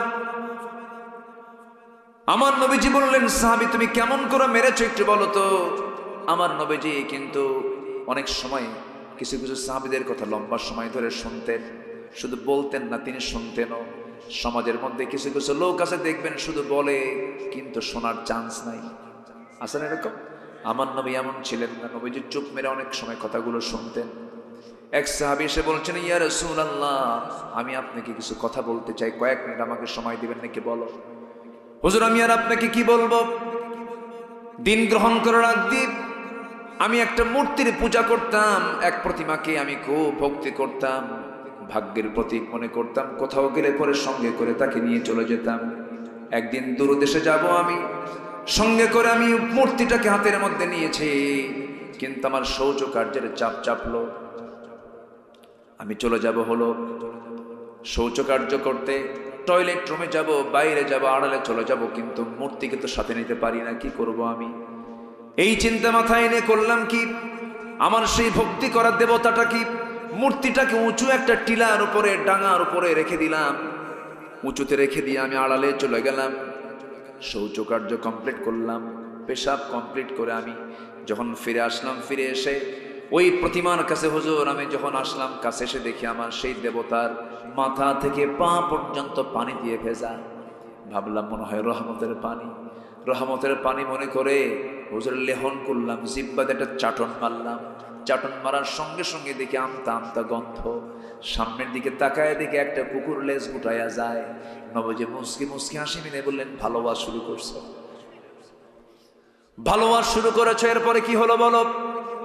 সাহাবায়ে কেরাম মুসকি মুসকি হাসেন, আমার নবজিও মুসকি মুসকি হাসেন। সাহাবাদের হাসির মধ্যে একটা আওয়াজ বের হলো, নবজি হাসতেন কিন্তু আওয়াজ বের হতো কম। আমার নবজি এবার বলেন, আর কি হলো বলো হুজুর? যখন দেখলাম সামনে কুকুর তার লেজ গুটায় যে, আমার এমন রাগ উঠলো। আমার বিগত জীবনের যত মহাব্বত ছিল সব মহাব্বত দিল থেকে বের হয়ে গেল। আমি করলাম কি, আমার সর্বশক্তি নিয়োগ করে সেই মূর্তিটাকে হাতের মধ্যে তুলে নিয়ে এমন জোরে একটা আছাড় মারলাম, এক আছাড়ে মূর্তিটা হাত পা ভেঙে টুকরা টুকরা হয়ে গেছে। সেই দুর্বল মূর্তিকে, দুর্বল রবকে সব টুকরো টুকরো করে আমি আপনার সামনে, আমি এমন রবের সমাধান পেয়েছি যে রবটা হচ্ছেন আকাশের রব, জমিনের রব, মহান রব্বুল আলামিন। জোরে বলি সুবহানাল্লাহ। আমার নবীজি বললেন, ও সাহাবী তোমার কি হয়েছে বলো? হুজুর বিয়ে করেছিলাম, সন্তান পেটে চলে আসছে, বয়ের 7 মাস, খেতে পারে না, চলতে পারে না। বললাম তোমার মায়ের বাড়ি যাও, ছেলের সন্তান হলে পরে তুলে নিয়ে চলে আসবে, মেয়ের সন্তান হলে আমাকে বলারই দরকার নাই, জীবন্ত পুঁতে হত্যা করবে বলে দিলাম। ওই সমাজে নারীর কোনো মূল্য ছিল না।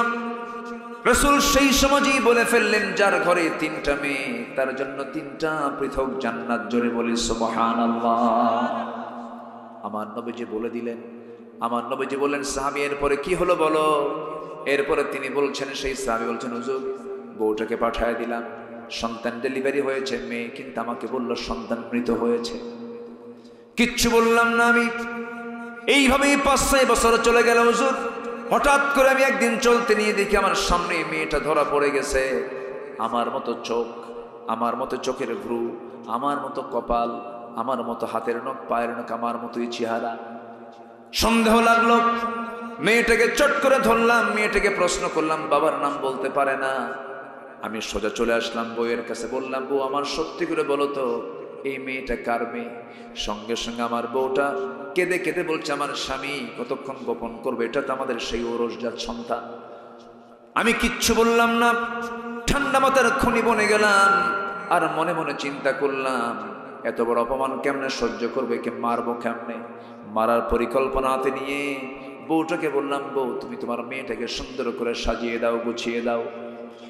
এর মধ্যে হুজুর আমি আমার মেয়েটাকে বশ করে নিলাম, কোলের মধ্যে আদর করলাম, স্নেহ দিলাম। মেয়েটা বলছে, বাবা তুমি আমার এত সুন্দর, বাবা আমার মা তোমার ব্যাপারে খুব কঠিন কথা বলেছেন, কিন্তু তুমি তো সহজ বাবা, কত সুন্দর, আমাকে মায়া করো, আমাকে মহাব্বত করো। হুজুর মেয়েটা আমাকে চুমা খাই বারবার, আমার সঙ্গে রাতের বেলা থাকলো, একসঙ্গে থাকলাম। ছোট্ট মেয়ে আমার, সকালবেলা বললাম, মা চলো তোমাকে নানির বাড়িতে নিয়ে যাব। মেয়েটা অস্থির হয়ে গেছে নানির বাড়ি যাওয়ার জন্য। আমার বউ তাকে সাজিয়ে দিল, গুছিয়ে দিল।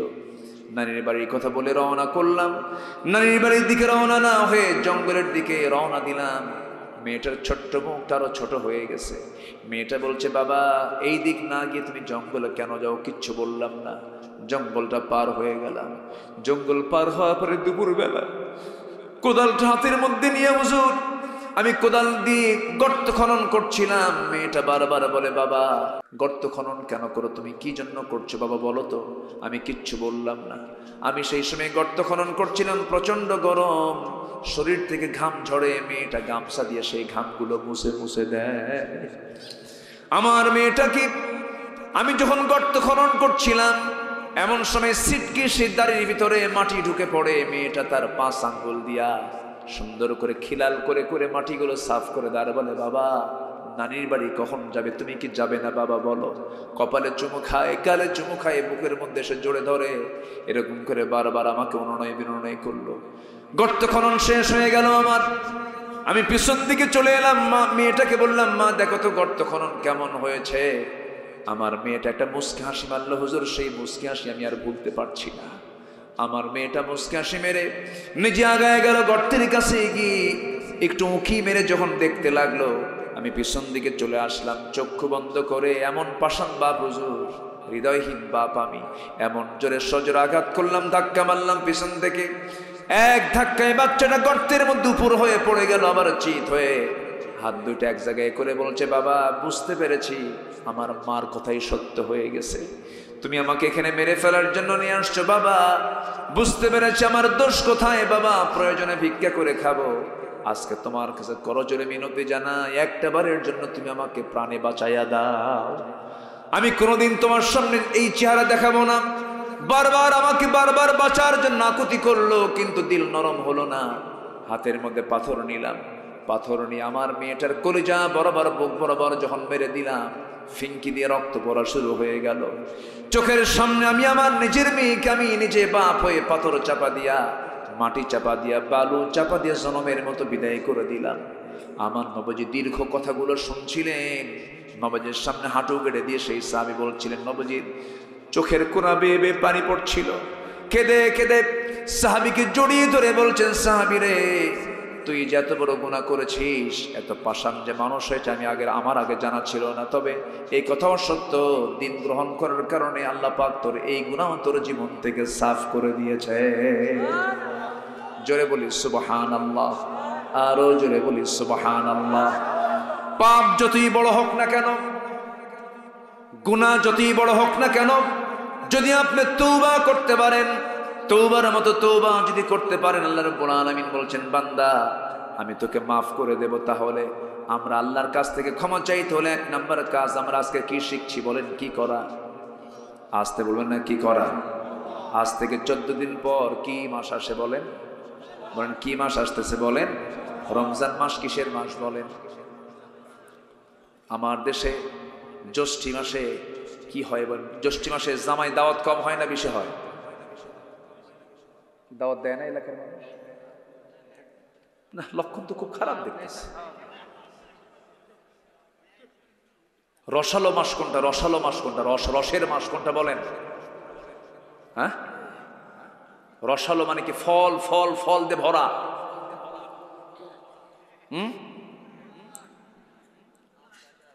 আম কাঁঠাল কোন মাসে? এই জামাই শ্বশুর কেউ নাই নাকি এখানে? কথা বলে না। কোন মাস? হ্যাঁ জ্যৈষ্ঠী মাস। বলেন না কেন কথা? দাওয়াত দেন না? রাগ করতেছেন? ও জামাই এখন শ্বশুর বাড়ি উল্টে নিয়ে আসে, বউ সহ। আমার বন্ধুগণ, যেমন ফলের একটা মৌসুম আছে, তেমনি একটা ইবাদতের মৌসুম আছে, যে মৌসুম ইবাদত করলে পরে আল্লাহ রাব্বুল আলামিন ডাবল ডাবল সওয়াব দিয়ে দেন। সেই মৌসুমের নাম কোন মাস বলেন? বলেন কোন মাস বলেন? রমজান মাস। এই রমজান মাসকে আমরা কাজে লাগাবো বেশি করে বিড়ি খায়া। হ্যাঁ, কষ্ট হচ্ছে, বয়স তো যে পা লেগে গেছে। আমি আপনাদেরকে মনে কষ্ট দিয়ে ফেলতেছি। এত সুন্দর মানুষ হয়, একটা লোক কিন্তু ওঠে না। এই রাশেদ ভাই কই? কেউ তো যায় না বাড়ি। কি সুন্দর বসে আছেন, বলি আলহামদুলিল্লাহ। জীবন, আমরা 3টা কাজ আজকে আমরা শিখে যাব। সম্মানিত ভাইয়েরা, রমজান সামনে পাবো, এনিওয়ে আল্লাহকে বলবো, আল্লাহ এই রমজান আমার জীবনের শেষ রমজান হতে পারে, তুমি আমাকে মাফ করে দাও। কি সিদ্ধান্ত নেওয়া যাবে? কি বিড়ি খাবো? আস্তে কর, জোরে কম, আরো জোরে কম। বিড়ি খাওয়া যাবে? এই দেশের মানুষ ভাত বেশি খায় না বিড়ি বেশি খায়? দেখেন বিড়ি বেশি খায়। কুষ্টিয়ার কি বিড়ি? হ্যাঁ, ডারবি। নাসির, এই যে নাসির, এই যে ছোট বাচ্চা, ভাই তুমি খবর পাইলা কই? 10 বছর বয়স কিন্তু। হ্যাঁ, এত বিড়ি জাতি খায়। আমার রংপুর হারাগাছ মাহফিল ছিল, রংপুর হারাগাছ। তো কমিটি আমাকে দাওয়াতে নিয়ে গেল, আমি গেলাম, বেশ কয়েক বছর আগের কথা। আমি আলোচনা শেষও করেছি, আমি খেয়াল করিনি যে কারা আমাকে দাওয়াত দিয়েছে। দোয়ার আগ দিয়ে একজন এসে বলতেছে, হুজুর এটা দোয়া করতে হবে, কি আমাদের বিড়ি ফ্যাক্টরি তো, এটা দোয়া করে দেন। কি কথা কি বুঝতেছেন আপনারা? তা আমি বিশাল চিন্তায় পড়লাম, আমি যদি বিড়ির জন্য দোয়া করি জীবনে তার বিড়ির বিরুদ্ধে আওয়াজ করতে পারবো না। তো পরে উনি আমাকে কানে কানে বলতেছেন, আমি ওনাকে কানে কানে বললাম, সরি এই দোয়া বাদ। কি কথা কি বুঝলেন? এই দোয়া আমি করতে পারবো। কি বিড়ি খায় মানুষ, সারাদিন রোজা রাখে, কোনো টেনশন নাই, বিড়ি কোনো খাওয়া খাওয়া নেই। সন্ধ্যা ইফতার করার পরে দোকানদারকে বলে, শোন 2 বার খাই নাই, একসাথে 3 বিড়ি খান। মানে সারাদিন খায় নাই, ওটা সহ কাঁচা তোলে, আছে না নাই? কেন? যে রোজা আপনাকে নেশা থেকে বাঁচায় না, এটা কি রোজা হলো? বলেন রোজা হলো? কেমনে রোজা হলো? আবার মাহফিল এসে প্রশ্ন করে, হুজুর ফতুয়া জিজ্ঞাসা করে, বিড়ি খাওয়া কি জায়েজ আছে? মানে উনি জায়েজের চেষ্টায় আছেন। বিড়ি খাওয়া কি জায়েজ মনে হয় আপনাদের কাছে? বলেন তো, আসতে বলবেন না, আরো জোরে বলেন, আরো জোরে বলেন। বিড়ি খাওয়া জায়েজ নয়, মারাত্মক গুনাহ, এটা মারাত্মক গুনাহ। খালি ছোটখাটো গুনাহ বলবো না। শোনেন আমি বলে দিই, আপনি পান খান, থামেন না, আপনি পান খান, পানের রস খান, পানের রস আপনার হজমের জন্য খুব ভালো। আমি আমার দাদার মুখের পান, চিবানো পান আমি খাইছি। বুড়া মানুষের ঠোঁটটা যদি লালই না হয় তাহলে বুড়া হলো কেন? ঠিক আছে না? না খাওয়াই উত্তম, খান। এদেশের মানুষ পানটা খায়, পানের রস তো, পান খান। কিন্তু পানের সাথে আবার হাকিমপুরি রহমতুল্লাহ আলাইহি কেন? হ্যাঁ, এখানে প্রশ্ন আছে, এখানে প্রশ্ন আছে না নাই? আছে। কেউ ডাইরেক্ট মারে, কেউ আগুন দিয়ে মারে, কিন্তু গাছ কি 2টা না 1টা? গাছ একটাই। হুজুররা খায় তো একটা ফতুয়া, জর্দায় কম আসে, ফতুয়া কিন্তু ওটাও কম না, খাবেন না। মারাত্মক ক্ষতি এগুলো, ক্যান্সার হয়ে যায়। আল্লাহ যদি বলেন তোর তো আমি মৃত্যু দিতাম না, তুই তো খাইয়া মরছিস। কি আস্তে কন কেন? আস্তে কন কেন? আমি তোকে তো মরতে দিতাম না, তুই আরো বাঁচতি, তুই বিড়ি খায় গে মরে আসলি কেন? তুই কম কি জবাব দিবেন? কি জবাব দিবেন আপনি? তুই আগে মরলি কেন? ওয়ালা তুলকু বিআইদিকুম ইলা তাহলুকা, নিজকে তুমি ধ্বংসের দিকে ঠেলে দিও না। কার কথা? হাদিস না, এটা আয়াত। ওয়ালা তুলকু বিআইদিকুম ইলা তাহলুকা, নিজকে তুমি ধ্বংসের দিকে ঠেলে দিও না। আমার বন্ধুগণ, কথাই তো কথা বেড়ে যায়। তওবা করেছি, রোজা রাখতেছি, যে রোজা আমার বিড়ি খাওয়া বন্ধ করতে পারে না, যে রোজা আমার সুদ খাওয়া বন্ধ করতে পারে না, যে রোজা আমার মিথ্যা ছাড়তে পারে না, যে রোজার মধ্য দিয়ে আমি মিথ্যা ছাড়তে পারি না, যে রোজার মধ্য দিয়ে আমি গীবত ছাড়তে পারি না, রাসূল বলেছেন সে শুধু না খেয়ে থাকলো, আইয়াদা তুআমাহু ওয়া শারাবাহ, শুধু খাইলো না, শুধু পান করলো না, কিন্তু তার কোনো প্রাপ্তি আল্লাহর দরবারে নাই।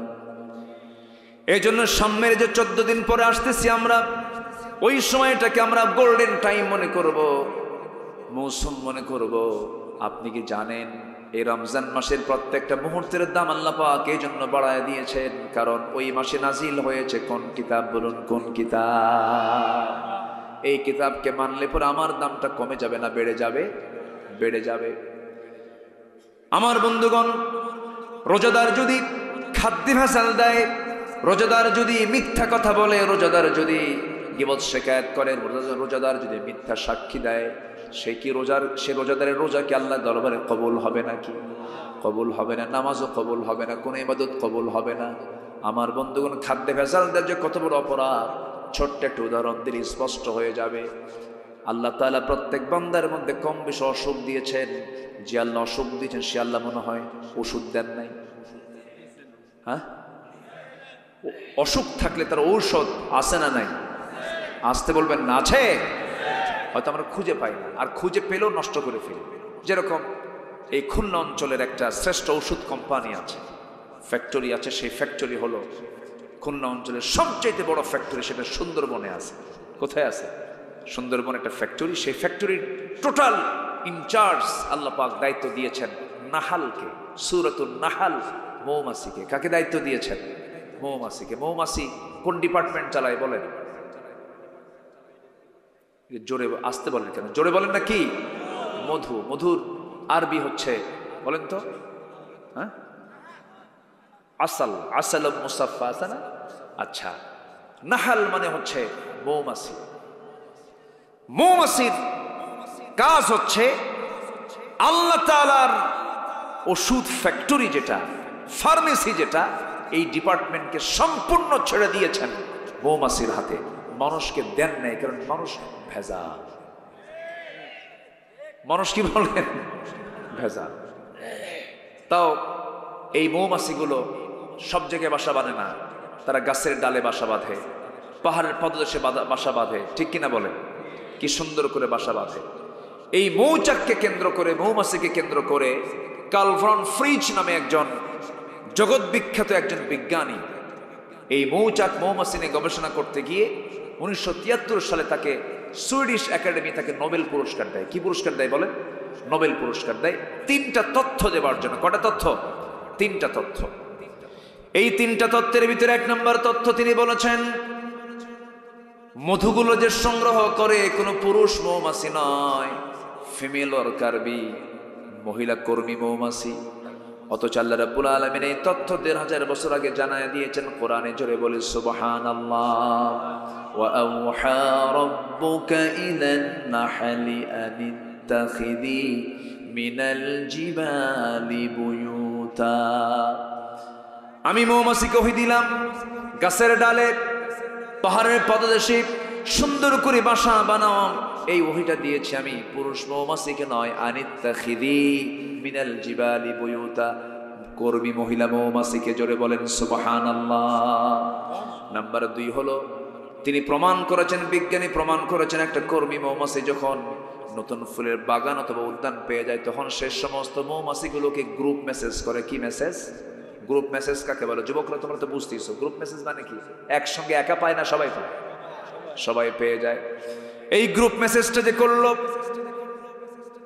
এই যে তথ্যটা বিজ্ঞানী কার্ল ভন ফ্রিজ প্রমাণ করলেন, তথ্য দিলেন তার 1500 বছর আগে। এটা পুরাতন তথ্য আল্লাহ রাব্বুল আলামিন দিয়েছেন। আর এই বিজ্ঞানী গ্রুপ মেসেজের নাম দিয়েছেন ওয়াগাল ড্যান্স। বিশ্বব্যাপী সাড়া ফেলে, কিন্তু আল্লাহ রাব্বুল আলামিন 1500 বছর আগে বিশ্ববাসীকে জানায় দিয়েছেন, সুম্মা কুলি মিন কুল্লি সামারাতি ফাসলুকি সুবুলা রাব্বিকি যুলুলা। জোরে বলুন আল্লাহু আকবার। আমার বন্ধুগণ, নাম্বার 3 হলো, এই বিজ্ঞানী প্রমাণ করলেন প্রত্যেক মৌমাছি তারা যখন মধু আহরণ করে যখন নিয়ে আসে মৌচাকের দিকে, তখন কিন্তু সে মুখে বহন করে নিয়ে আসে না। তার স্টমাক হলো 2টা। কয়টা বলেন? 2টা স্টমাক। একটা হলো হানি স্টমাক। কি স্টমাক? হানি স্টমাক মানে হচ্ছে মধু রাখার স্টমাক। মধু রাখার জায়গা আলাদা, আর তার হজম করার জায়গা, খাবারের জায়গাটা আলাদা। আল্লাহ রাব্বুল আলামিন 2টা পার্ট রেখেছেন, 2টা ডিভাইস রেখে দিয়েছেন। হানি স্টমাকের ভিতরে সেই মধুগুলোকে রিজার্ভ করে সে উড়ে উড়ে চলে আসে মৌচাকে সেইটাকে রিজার্ভ করে। আল্লাহ রাব্বুল আলামিন, বিজ্ঞান বলতেছে তার পেট থেকে মধু বের হয়। আল্লাহ 1500 বছর আগে জানায়া দিয়েছেন কোরআনে, পেট থেকে মধু বের হয়। জোরে বলেন সুবহানাল্লাহ। আলেম ওলামা যারা আছেন দেখেন কি সুন্দর মিলে যাচ্ছে।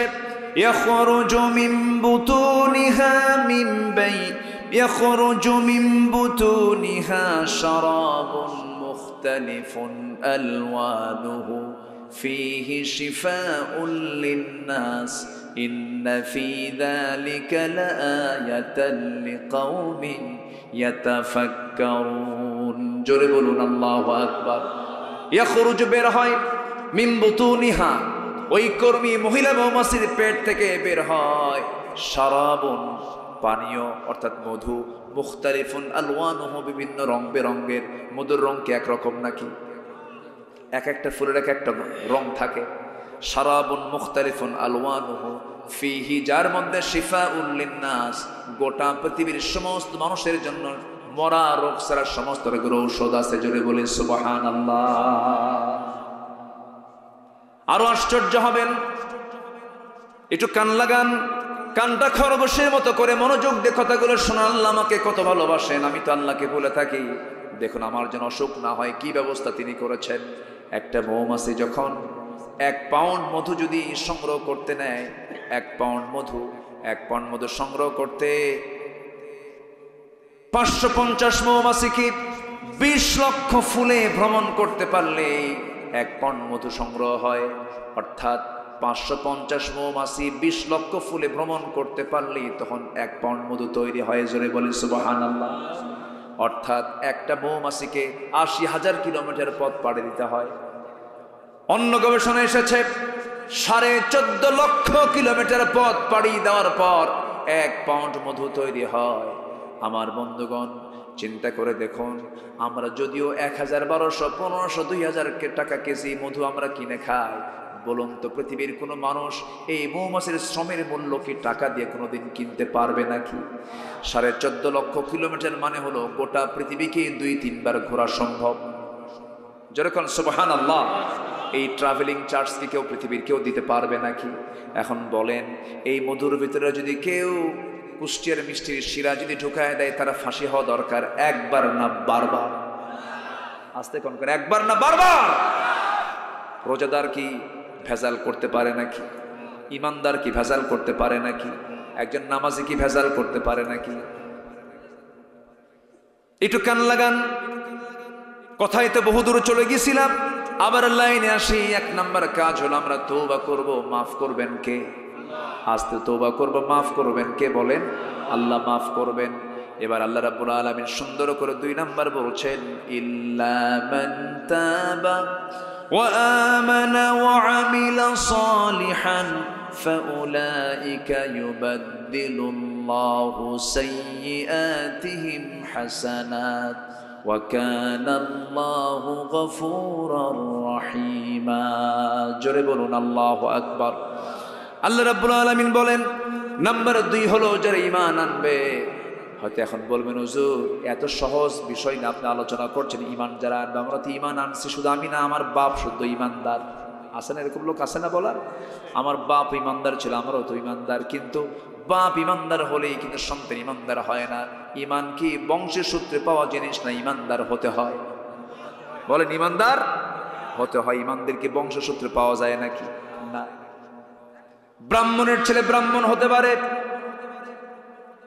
খ্রিস্টানের ছেলে খ্রিস্টান হতে পারে, বৌদ্ধর ছেলে বৌদ্ধ হতে পারে, পাদ্রীর ছেলে পাদ্রী হতে পারে, কিন্তু মুসলমানের সন্তান মুসলমান হতে পারে না, ইমামের সন্তান ইমাম হতে পারে না যদি তার ইমামতির যোগ্যতা না থাকে। এখানে ইমানটা থাকতে হবে, তার মধ্যে ইসলামটা থাকতে হবে। আমার দেশে বহু নামাজি আছে কিন্তু তারা কাফের আছে, কিন্তু নামাজি কিন্তু কি কাফের, নামাজি মুনাফিক, নামাজি মুশরিক। কেমন করে একজন মুসলমান বলতে পারে কোরআনের সাথে রাজনীতির কোনো সম্পর্ক নাই? আমরা বলবো সেই দলগুলোর সাথেও আল্লাহর কোনো সম্পর্ক নাই। জোরে কোন ঠিক কিনা? কথা ক্লিয়ার? কথা ক্লিয়ার? হ্যাঁ, বাড়ি যাবেন না আপনারা? থাকবে তো থাকেন, আমি যাই। জিকির করি লা ইলাহা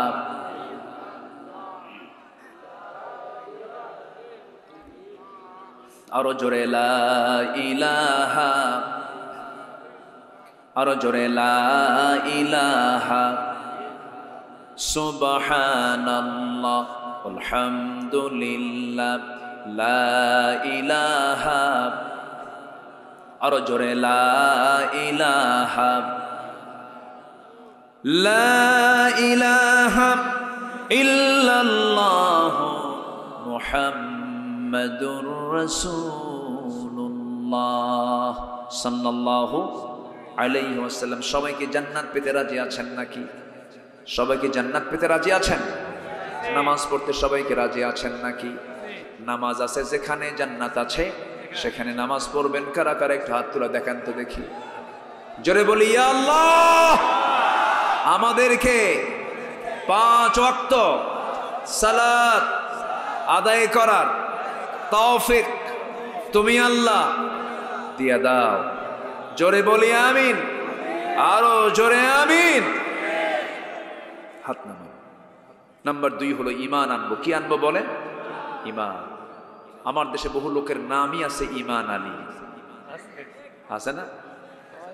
নাম আছে হলো ফরজ আলী, নাম হলো ফজর আলী। ঘুম থেকে ওঠে সকাল 10টায়। নাম কি রাখছে? ফজর ওঠে কয়টায়? ওর ফজর হয় কয়টায়? 10টায়। নাম হলো রমজান আলী। রমজান মাসে দুপুরবেলা ভাত খায়। নাম হলো আতর আলী, গোটা গায়ে গাজার গন্ধ। নাম হলো হিম্মত আলী, সাইকেলের চাকা বাস চলে শীত হয়ে পড়ে। নাম হলো খোকা মিয়া, বয়স হলো 80 বছর। আছে কিনা বলেন? আছে কিনা? নাম হলো বাদশা মিয়া, ভিক্ষা করে। কি তোমার নাম কি? বাদশা মিয়া। কি করো? ভিক্ষা করো। নাম দিয়ে তো কোনো কাম হবে না। নাম হলো লাল মিয়া, কিন্তু লোকটা কালো। লোকটা কি বলেন? কালো। এই জন্য নাম দিয়ে তো জান্নাত পাওয়া যাবে না, গুণ দিয়ে জান্নাত পেতে হবে। সেই গুণটা হলো তওবা করা। নম্বরে বলেছি 2, সেটা হলো ঈমান আনা। এই গুণগুলো আমরা অর্জন করব, ঈমানটাকে মজবুত করব, ঈমানকে ক্যান্সার আক্রান্ত করব না। সাহাবাদের ঈমানগুলো কত মজবুত ছিল। নবীজি হিজরত করে মক্কা থেকে মদিনায় চলে গেছেন। মক্কা থেকে মদিনায় চলে গেছেন। একজন সাহাবীর কানে যখন সংবাদ গেল, বউকে বলেন, বউ আমার চলো আমরাও যাই। 2 জন স্বামী স্ত্রী একটা সন্তানকে নিয়ে তারা রওনা দিয়েছেন। ঘর বাড়ি ছেড়ে স্বামী স্ত্রী সন্তান একটা নিয়ে রওনা দিয়েছেন মদিনার পথে। রাস্তার মধ্যে শ্বশুর বাড়ির লোকজন এসে বউটাকে জোর করে ধরে নিয়ে চলে যাচ্ছে। নিজের ভাইয়েরা, ছোট্ট ছেলে সন্তান 4 বছর, তাকে জোর করে নিয়ে চলে গেল। বলল, আবু সালমা, তুমি আমাদের জামাই, বউটা তোমার সঙ্গে দিতে চাই, শর্ত হলো তোমার মদিনায় যাওয়া যাবে না।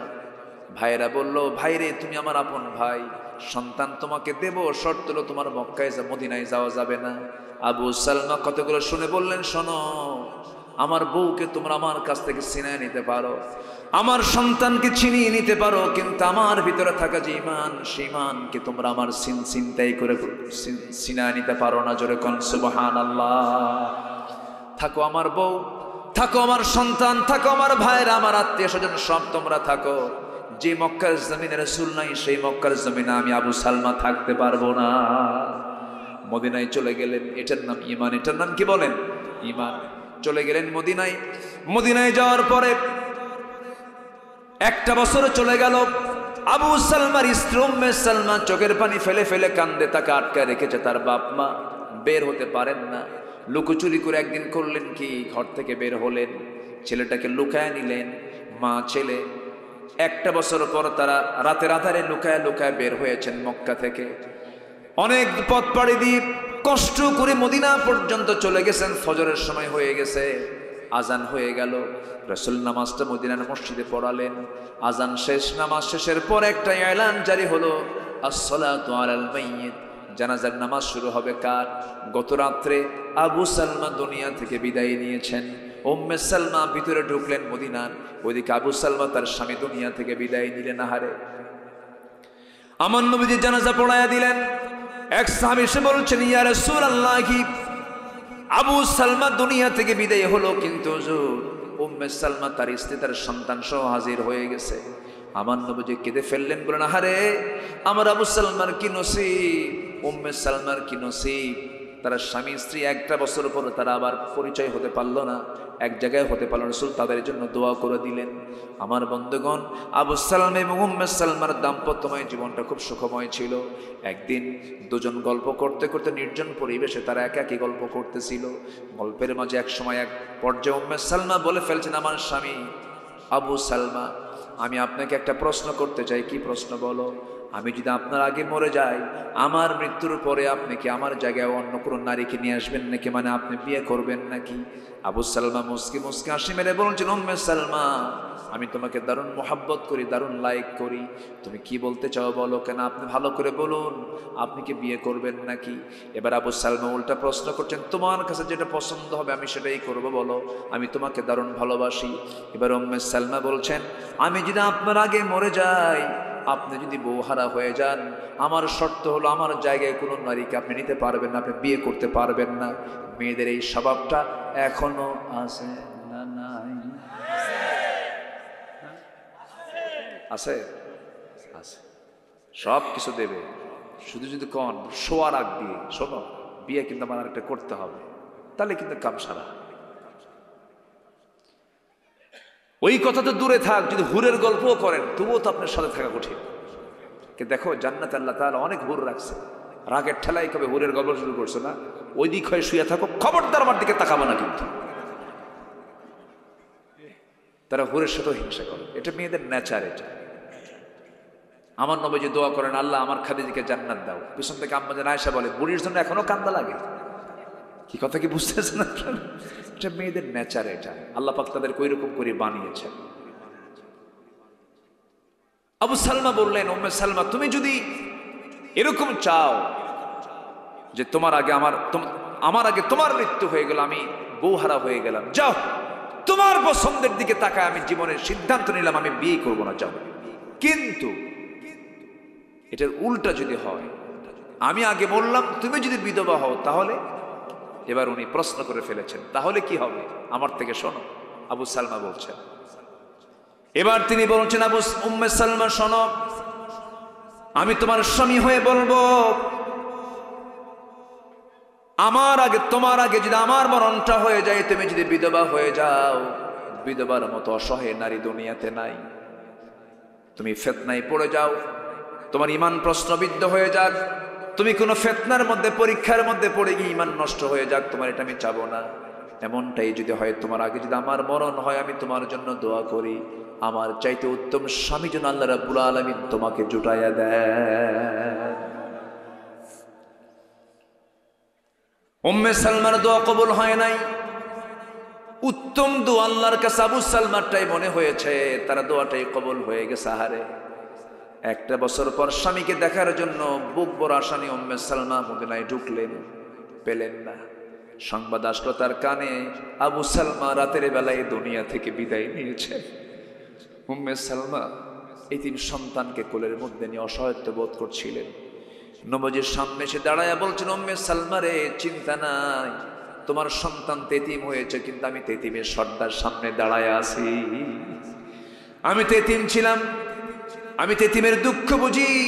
উম্মে সালমা টেনশন করো না, সন্তানটা আমার কোলে তুলে দাও। সন্তান আজকে থেকে আমার সন্তান বলে বিবেচিত হবে, আমি একে দেখবো, লক্ষ্য করব। নবীজি ঈদের দিন একদিন ঘুরতেছেন, হঠাৎ করে সামনে একটা বাচ্চা কান্দে, গায়ে পায়ে ময়লা আবর্জনা, তাকে জোরে ধরে কোলের মধ্যে তুলে নিয়ে দৌড় মেরে ঘরের মধ্যে চলে গেছেন। বলছেন, আয়েশা দেখো, আজকে একটা সন্তান নিয়ে এসেছি, বাচ্চা তুমি কান্দো কেন? আমার আব্বা নাই, আম্মা নাই। রাসূল সঙ্গে সঙ্গে বললেন, আজকের থেকে শোনো, ও কলিজার টুকরা সন্তান, আয়েশা তোমার মা, আমি মুহাম্মদ তোমার বাবা। জোরে কান সুবহানাল্লাহ। উম্মে সালমার সন্তানকে রাসূল সন্তান বানায় নিলেন এবং সঙ্গে সঙ্গে বললেন, উম্মে সালমা চিন্তা করো না, তোমার বিয়ের ব্যবস্থা করে দেব, অনেক আমার পছন্দের সাহাবী আছে। উম্মে সালমা বলছেন, ইয়া রাসূলুল্লাহ, আমাকে মাফ করে দিবেন, এই কথা বলবেন না। এই জাগতিক জীবনে আমার স্বামীর চাইতে উত্তম স্বামী এই দুনিয়াতে আর আমার জুটবে না। এই জাগতিক জীবনে আমি কোনো স্বামী গ্রহণ করতে চাই না, আমার স্বামীর কোনো প্রয়োজন নাই। কিন্তু আমার আল্লাহ তাআলা আবু সালমার দোয়া কবুল করে নিয়েছেন বহু আগে। আল্লাহ পাক তার ফেরেশতাকে পাঠায় দিয়ে রাসূলকে জানায় দিলেন, হে রাসূল, উম্মে সালমার জন্য পৃথিবীতে একজন পুরুষ উপযুক্ত, সেটা হচ্ছেন আপনি, বিশ্বনবী মুহাম্মদ সাল্লাল্লাহু আলাইহি সাল্লাম। জোরে বলি আল্লাহু আকবার। ঈমান আনার পরে যদি আপনি ত্যাগ স্বীকার করতে পারেন, ঈমানের পুরস্কার কে দেন? আসতে বলবেন না, কে দেন? কে দেন? ধৈর্য ধরলে ঈমানদারের জন্য আল্লাহ পাক পুরস্কার দিয়ে দিবেন। আল্লাহ পাক বলছেন, ওয়ালা তাহিনু ওয়ালা তাহজানু ওয়া আনতুমুল আ'লাউনা ইন কুনতুম মুমিনিন। হতাশ হবে না, নিরাশ হবে না। তুমি যদি সত্যিকারের মুমিন হতে পারো, আমি তোমাকে বিজয় দিয়ে দেব, আমি তোমাকে পুরস্কার দিয়ে দেব। কার কথা? আল্লাহর কথাতে ঈমান ভালো করে আনার দরকার আছে না নাই? আসতে বলবেন না, আছে না নাই? ঈমান এনেছেন সাহাবায়ে কেরাম, কি তেজোদ্দীপ্ত ঈমান! জিহাদের ময়দানে যুদ্ধ করতে গিয়া কাপড় পর্যন্ত পরতে পারেন নাই সেই সাহাবী, যে সাহাবী একদিন যে কাপড় পরতেন অন্যদিন সে কাপড় পরতেন না। মডেলিং ছিলেন তিনি, যে আতর একদিন লাগাতেন সেই সেন্টটা দ্বিতীয় দিন লাগাতেন না। রাস্তা দিয়ে যখন যেতেন তিনি, তখন মানুষ বলতে এই দিক দিয়ে অবশ্যই ওই লোকটা গেছে, মুসআব বিন আমির গেছে। পোশাক আলাদা, সুগন্ধি আলাদা, মডেলিং আলাদা।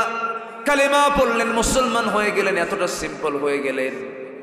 সমস্ত সম্পদগুলো তার কাছ থেকে ছিনতাই হয়ে গেল, সব নিয়ে চলে গেল। এতটা অসহায় হয়ে গেলেন, নবীর সঙ্গে হিজরত করে চলে গেছেন। যুদ্ধের ময়দান যখন চলে আসছে, যুদ্ধের ময়দানে সেই বিলাসী সাহাবী, অত্যন্ত খরচ করতেন যে সাহাবী, আতর লাগাতেন, সেন্ট লাগাতেন, কাপড় নতুন নতুন পরতেন, কিন্তু যুদ্ধের ময়দানে যখন তিনি যুদ্ধ করতে গেছেন সেই সময় খালি একটা চাদর গায়ে দিয়ে যুদ্ধ করতে গেছেন। যুদ্ধ করতেন, এক পর্যায়ে তিনি শাহাদত বরণ করলেন। সাহাবে কেরাম তাকে কাফন দাফন করবেন, কিন্তু পারতেছেন না। শত জিহাদের ময়দানে যারা শহীদ হয়ে যায়, গোসল করানো হয় না, অন্য কোনো কাফনের কাপড় দেওয়া হয় না। যে কাপড় পরে তারা শহীদ হয়ে যায় সেই কাপড়, রক্তমাখা কাপড় দিয়ে তাকে দুনিয়া থেকে বিদায় দেওয়া হয়। কিন্তু সেদিন তিনি এত ছোট্ট কাপড় পরে যুদ্ধে অংশগ্রহণ করেছিলেন। একটা ছোট্ট চাদর, যে চাদর দিয়ে মাথা ঢাকলে পা ঢাকে না, পা ঢাকলে মাথা ঢাকে না। বুখারী শরীফের হাদিস এটা আসছে। পা দিলে পরে মাথা ফাঁকা থেকে যায়, মাথায় চাদর দিলে পরে পা ঢেকে যায়। রাসূলের কাছে পরামর্শ চাওয়া হলো, হুজুর কি করব আমরা তাকে দাফন করতে পারছি না কাপড়ের অভাবে। রাসূল বলেছেন, শোনো, যে চাদর নিয়ে সে শাহাদত বরণ করেছে সেই চাদরের অংশটুকু দিয়ে মাথাটা ঢেকে ফেলে দাও, আর পায়ের যে অংশটুকু আছে পায়ের অংশটুকু ইসখির নামক ঘাস দিয়ে তার পায়ের অংশটুকু ঢেকে দিয়ে তাকে দাফন করে দাও। যেরকম সুবহানাল্লাহ। এটা হলো মজবুত ঈমান। কি ঈমান বলেন? মজবুত ঈমান। অভাব পড়ে গেছে, ঈমান ছুটে গেছে, এরকম আছে না নাই? আছে না নাই বলেন? আমার নবীজি মক্কা থেকে মদিনায় হিজরত করলেন। মক্কারও একজন বড় সাহাবী ছিলেন, বিশাল বড় ধনী মানুষ, হাজার হাজার কোটি টাকার মালিক। যখন শুনলেন রাসূল মক্কা থেকে মদিনায় চলে গেছেন, বউরা কালেমা পড়ে নাই, সন্তানরা কালেমা পড়ে নাই, আব্দুর রহমান ইবনে আওফ করলেন কি, বউ সন্তান ছেড়ে দিয়া কোটি কোটি টাকার বিজনেস সব কিছুকে ফেলে রেখে ছেড়ে দিয়া তিনি চলে গেলেন। পরে তিনি শুনতে পারলেন তারা বড় ব্যবসা আবু জেহেল দখল করছে। কে দখল করছে? এখন কিছু দখলবাজ নেতা আছে না নাই? এই কাম কার? কিছুক্ষণ আগে কার নাম করছে? শয়তান কোন কেন? কার নাম বলেন? কে ব্যবসা দখল করে? কে বলেন? কে কে করছে? কে করছে? বাড়ি দখল করে কে বলেন? করেন কারা? কারা দখল করে? কারা দখল করে? আবু জেহেলরা। যারা বাড়ি দখল করবে, অন্যের ভূমি দখল করবে, পুকুর দখল করবে, জায়গা দখল করবে, এরা সবগুলো আবু জেহেল। ঠিক কিনা? অপকর্মের দায় আমরা নেব না। কি আসতে কোন কেন? জোরে কোন, ঠিক কিনা?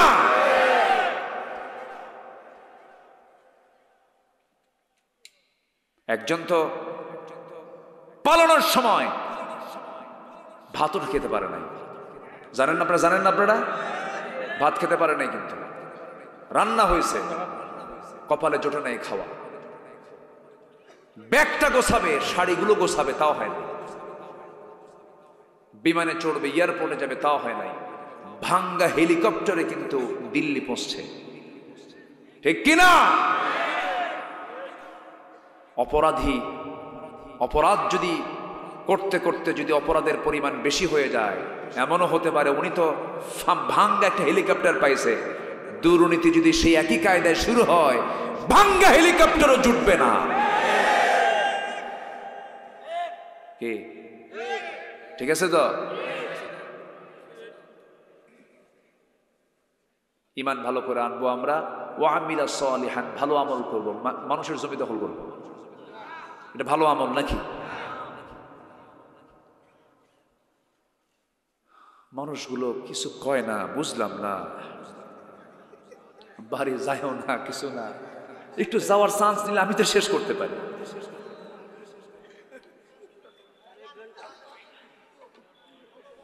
জি বলি আলহামদুলিল্লাহ। জি আমি 3টা পয়েন্ট তো শেষ করব। আমি খুবই খুশি জানেন, মানে এতগুলো মানুষ বসে আছেন, এত রাত হয়ে গেছে, কিন্তু রাত কিন্তু কম না, গ্রামের মানুষের রাত কিন্তু এটা মেলা রাত। আলহামদুলিল্লাহ বলি আলহামদুলিল্লাহ। ফজর পড়বেন কারা কারা একটু হাত তুলে দেখেন দেখে, ফজর পড়বেন কারা কারা? অনেকে হাত তোলে নাই, কিন্তু মাঝে মাঝে আমি দেখতেছি, লক্ষ্য করতেছি ওনাদের যে কি সমস্যা হলো, হুজুর মাহফিলে যে আসলাম কেন?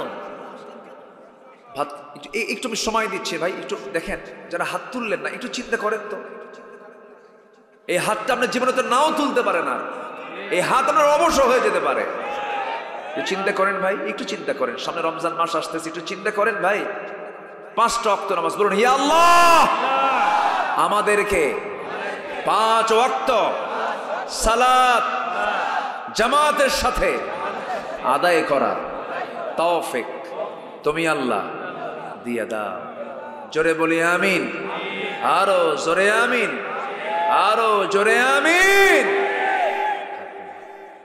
বউ যদি নামাজ না পড়ে কি করবেন বলেন?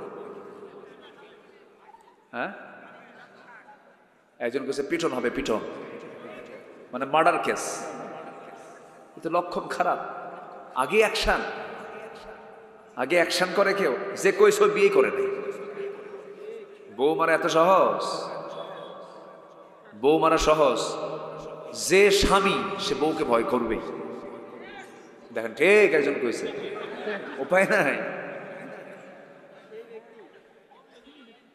যে স্বামী যদি সে স্বামী হয় সে বউকে ভয় পায়, যে বউয়ের মতো বউ সেও স্বামীকে ভয় পায়, ঠিক কিনা? স্বামীও ভয় পায়, বউ ভয় পায়। কি কথা ক্লিয়ার? কোনদিন স্বামী স্ত্রীর মধ্যে দ্বন্দ্ব লাগবে না। আমি একটা আজকে মেডিসিন দিয়ে যাই, কোনদিন লাগবে না। শুধু একটা আমল আপনারা আমার এই কথাটা আমল করবেন, একটা আমল, সেটা হলো স্বামী স্ত্রীর ভিতরে শুধু একটা কথা যদি বেশি ঘন ঘন চালু হয়, সেটা হলো দুঃখিত, সরি। কি কথা কি বোঝা গেল? মানে আমি সরি, ভুল হয়ে গেছে, শেষ, কিচ্ছু লাগবে না, আর এখানেই শেষ। কোনো দরবার, কোনো সালিশ, কাউকে ফোন দেওয়া, চেয়ারম্যান ডাকো, মেম্বার ডাকো, বাপ ডাকো, শ্বশুর ডাকো, কিচ্ছু লাগবে না। খালি বলতে হবে কি? সরি। কি বলতে হবে? সরি,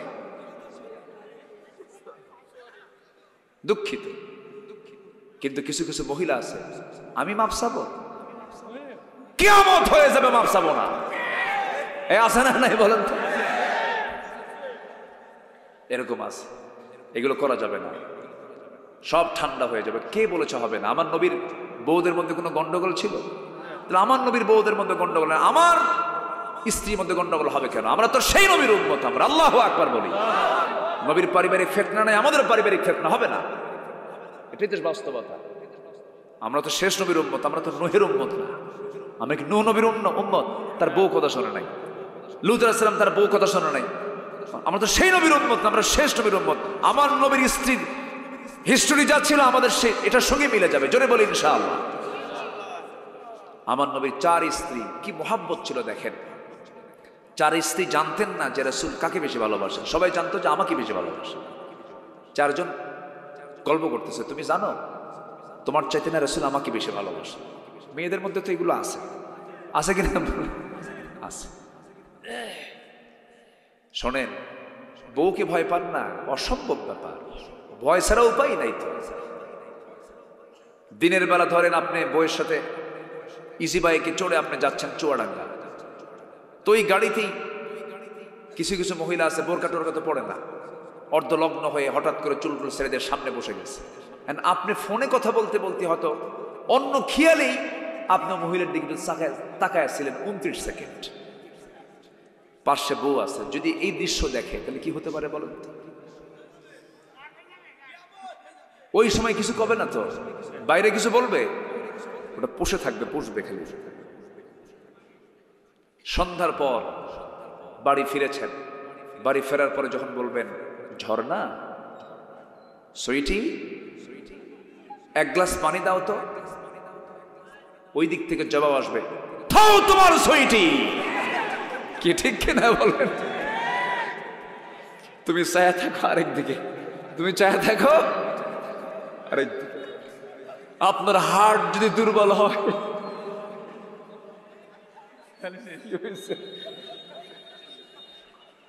কি কষ্ট পাচ্ছেন নাকি আপনারা? ওই বইয়ের ধমক খায় আপনার হার্ট যদি দুর্বল হয়, ডাক্তারের কাছে যেতে হবে।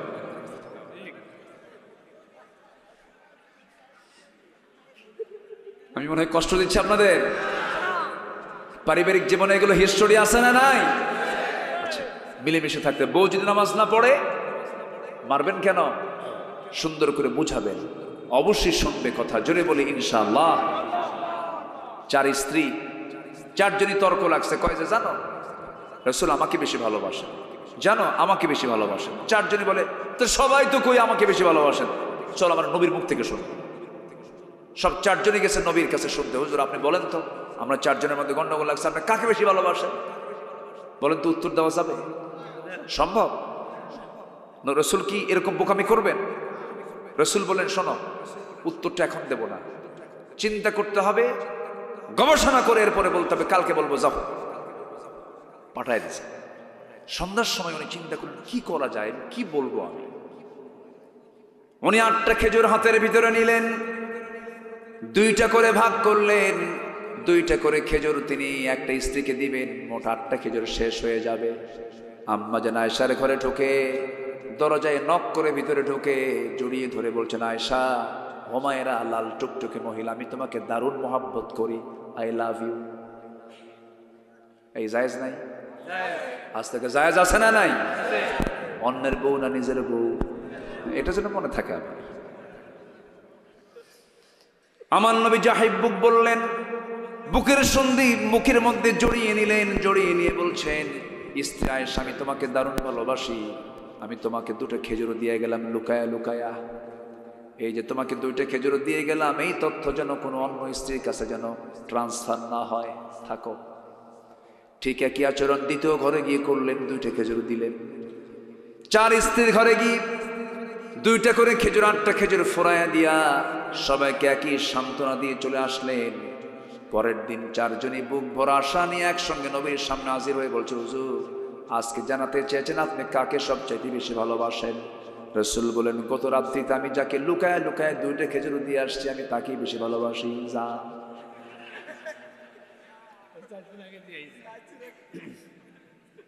জোরে বলি সুবহানাল্লাহ।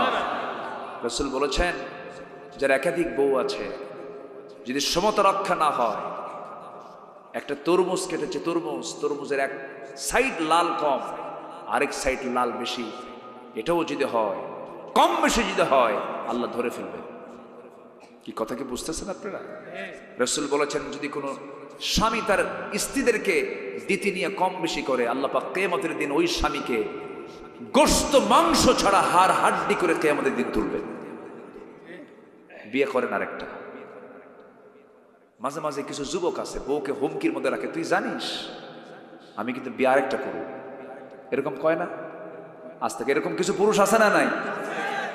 কেন তুমি বিয়ে করবা? বিয়ে করা সুন্নাত। দেখছেন মুফতি সাহেব ফতুয়া দিন, বিয়ে করা সুন্নাত তো ভালো কথা, কিন্তু হক আদায় করা কি সুন্নাত না ফরজ? এ হক আদায় করতে পারবেন? এত সস্তা? সস্তা না। রাসূল পেরেছেন। আল্লাহ বলছেন, ফাইন খিফতুম আল্লা তা'দিলু ফাওয়াহিদাতান, তুমি যদি আশঙ্কা করো ইতিদাল করতে পারবে না, আল্লাহ তা'দিলু ফাওয়াহিদান, তখন তোমার জন্য একটাই যথেষ্ট। বলেছেন কে?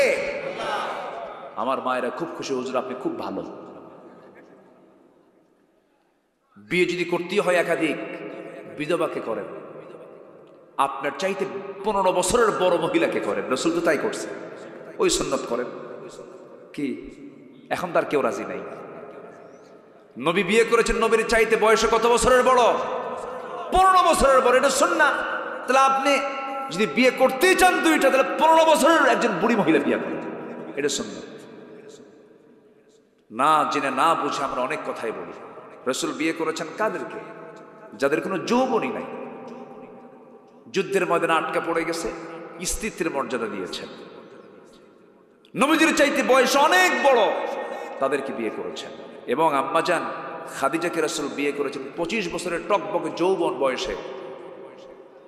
উনি থাকতে রাসূল দ্বিতীয় কোনো বিবাহ করেন নাই, এবং তিনি বলেছেন আমার খাদিজা যদি আমার সঙ্গে যদি জীবনের শেষ সময় পর্যন্ত বেঁচে থাকতো, আল্লাহ পাক আমাকে দ্বিতীয় কোনো বিবাহের অর্ডারই দিতেন না। তাহলে কি বোঝা গেল? রাসূল বিয়ে করেছেন কার অর্ডারে, আর আপনি বিয়ে করবেন কার অর্ডারে? কি কথা বুঝতেছেন কি? সাবধান। হ্যাঁ, যদি আপনি জেনার আশঙ্কা হয়ে যায়, জেনা তো করা যাবে না। জেনা থেকে বাঁচার জন্য আল্লাহ পাক বলছেন হ্যাঁ জেনা করো না, আকাম কুকাম করো না, বিয়ে করে নাও। কি আমার কথা কি বুঝতেছেন আপনারা? আবার কিছু বউ আছে যা কর কর, সাইনবোর্ড কিন্তু একটাই, বউ করে ঘরে আনা যাবে না। এরকম কিছু মহিলা আছে না? নাই বলে, ওটা আরেক শয়তান। ওরকম শয়তান মার্কা কিছু মহিলা আছে না নাই? স্বামীকে জেনা করতে বলে, তুই জেনা কর, বিয়ে করবি না। আসেন এরকম আসেন? এটা আবার কেমন কথা? এটাও জায়েজ নাই। আল্লাহ তুমি সবাইকে বোঝার তৌফিক দিয়ে দাও। এত সুন্দর করে একদম মিশে গেছে আপনাদের সাথে আমি আলোচনা করতে গিয়ে, কোথায় থেকে যেন কোথায় চলে গেলাম। 3টা কাজ। কয়টা কাজ বলেন? তওবা। আমরা সবাই তওবা করতে রাজি আছে তো? নাম্বার 2 ঈমান আনা। কি আনা বলেন? কি ঈমান আনা? ওই যে ঈমান আলীর মতো ঈমান আনা, ওই যে সাহাবীদের মতো, ঠিক আছে না? জোরে বলি ইনশাআল্লাহ। আচ্ছা, নাম্বার 3 হলো ওয়া আমিলা সালিহান, এবং নেক আমল করা। নেক আমল মানে হলো শুধু ওই তাসবিহ তাহলিল করা নয়, শুধু নফল নামাজ পড়া নয়, শুধু জিকির আজগার করা নয়। নফল নেক আমলের মধ্যে একটা আমল আছে, বিধবার ঘরে কোনো খাবার নাই, একটা গরু কিনে দিলেন। এতিমকে দেখেন কেউ নাই, তার জন্য এক সেট বই কিনে দিলেন। আমি যেদিন এই হাদিসটা পড়েছি, যে বান্দা একটা ইতিমের তত্ত্বাবধান করবে, আল্লাহ রাব্বুল আলামিন তাকে এত সওয়াব দিবেন। রাসূল বলেছেন আমি এবং ওই ইতিমের তত্ত্বাবধান করে জান্নাতের মধ্যে কাফিরুল ইতিমের সাথে আমি জান্নাতের মধ্যে 2 নখের দূরত্ব অবস্থান করব। যেরকম সুবহানাল্লাহ। সেই দিন থেকে আমি একটা ইতিমখানা নিজেই চালাই। ওই হাদিসটা যেদিন পড়ছি, কাল্লা এই চান্স আমি দুনিয়াতে ছাড়তে চাই না। আমি একটা ইতিমখানা নিজেই চালাই। ওদের দিকে তাকালে মনে হয় সন্তানগুলো আমারই সন্তান। আমি যখন ঢুকি ইতিমখানায়, সব বাচ্চাগুলো ঝাঁক মেরে এসে আমাকে জড়িয়ে ধরে। বাপটা নাই, নিজের মধ্যে একটা আত্মতৃপ্তি চলে আসে। এগুলো নেক আমল। এগুলো কি আমল বলেন তো? নেক আমল। বোন সম্পত্তি পাবে, বোনকে বুঝাই দেবো, কৃপণ হবো কেন? এটা নেক আমল। দেখবেন অনেক হাজি আছে, হজ করে আসে 3 বার 4 বার, বোনের সাথে সম্পর্ক নাই। কেন? জমি নিতে আসে দেখে কথা কয়। শোনেন, এখন গেলে কিন্তু খবর আছে, যে যাবে ভাববো ও বোনের সম্পত্তি দেবে না, এই জন্য চলে যাচ্ছে। বসেন, ঘরে ঘরে এই সমস্যা আছে না নাই বলেন তো? বোনকে সম্পত্তি দেয় না, এই দেশের অধিকাংশ লোকই দেয় না। বোন যে সম্পদ পায় এটা ভাবেই না, কিসের বোন পাবে? বোন কিসের জন্য পাবে? আছে কিন্তু এরকম। এবং গ্রামের মাতব্বর কিছু শয়তান আছে, টাকা খায়া উল্টা ভাইদের পক্ষে কথা বলে। এরকম কিছু মাতব্বর আছে না নাই? মাতব্বরি করো, আল্লাহর সীমানা, আল্লাহর হুকুম উল্টা পাল্টা করে আরেকজনের বিরুদ্ধে রায় দিয়ে দিবা। বোনের সম্পত্তি থেকে বোনকে মাহরুম করবা। কিয়ামতের দিন জাহান্নামে যেতে হবে তোমাকে। যা পাবে দিয়ে দিবেন। মারা গেছে বাপ, পরের দিন ডাকবেন। কোনো কুলখানি নাই, কোনো জিয়ারত টিয়ারত নাই। এতিমখানায় মাল টাকা পয়সা দিয়ে দিবেন, খরচ টরচ দিয়ে দিবেন। সবাইকে ডাক দিয়ে বলবেন, বোন তোরা যা পাস সমান সমান ভাবে নিয়ে নে। দোকান 10টা, তোর 2টা নিয়ে যা। বিলের জমি ওখান থেকে নিয়ে যা। মার্কেট ওখান থেকে নিয়ে, যেখানে যেখানে আছে সেখান থেকে তোমার যে অংশ তুমি বুঝে নাও। কি আসতে কন কেন? এটার নাম নেক আমল। এটার নাম কি? নেক আমল। বোনকে দেয় না, বোনকে আরো পাম্পট্টি দেয়। মানে মেয়েরা তো প্রশংসায় পঞ্চমুখ। কিছু ভাই আছে খুব চালাক, বোনদেরকে ডাক দিয়া পার্শ্বে বসাইয়া গল্প গুজব করে। কি কি নেই? কুমিল্লার রসমালাই, টাঙ্গাইলের চমচম, নাটোরের কাঁচাগোল্লা, বগুড়ার দই, যশোরের খই, চুয়াডাঙ্গার কি পান। আচ্ছা যাই হোক, মিষ্টি পান।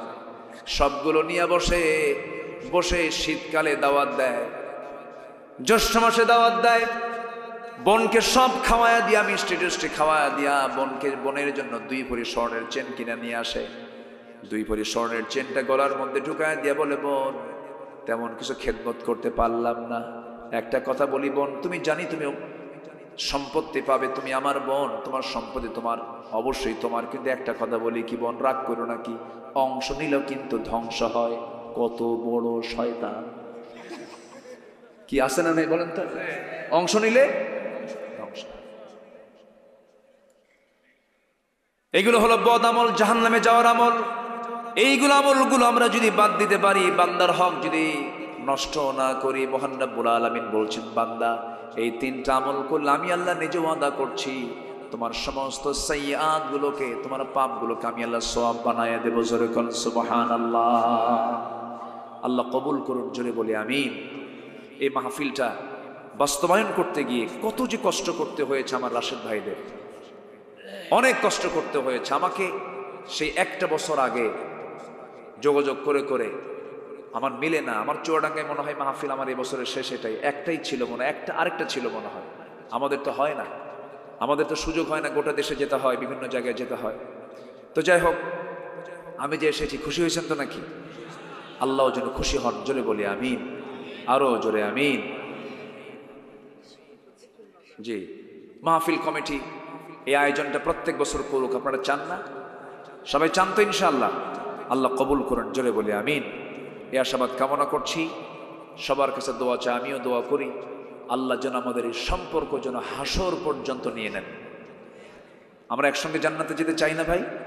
আমরা জান্নাতের লাইনে থাকবো, টিকিট কাটবো জান্নাতের। বলেন টিকিট কাটবো কিসের?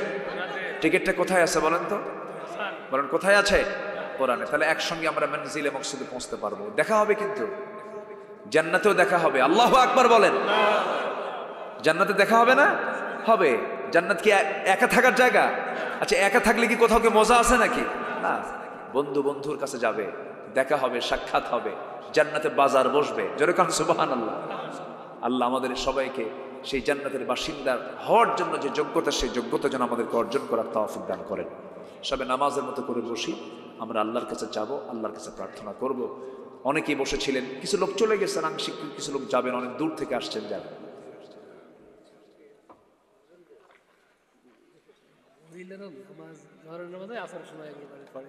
ও আচ্ছা, মেয়েদের নামাজে অনীহা আছে একটু না?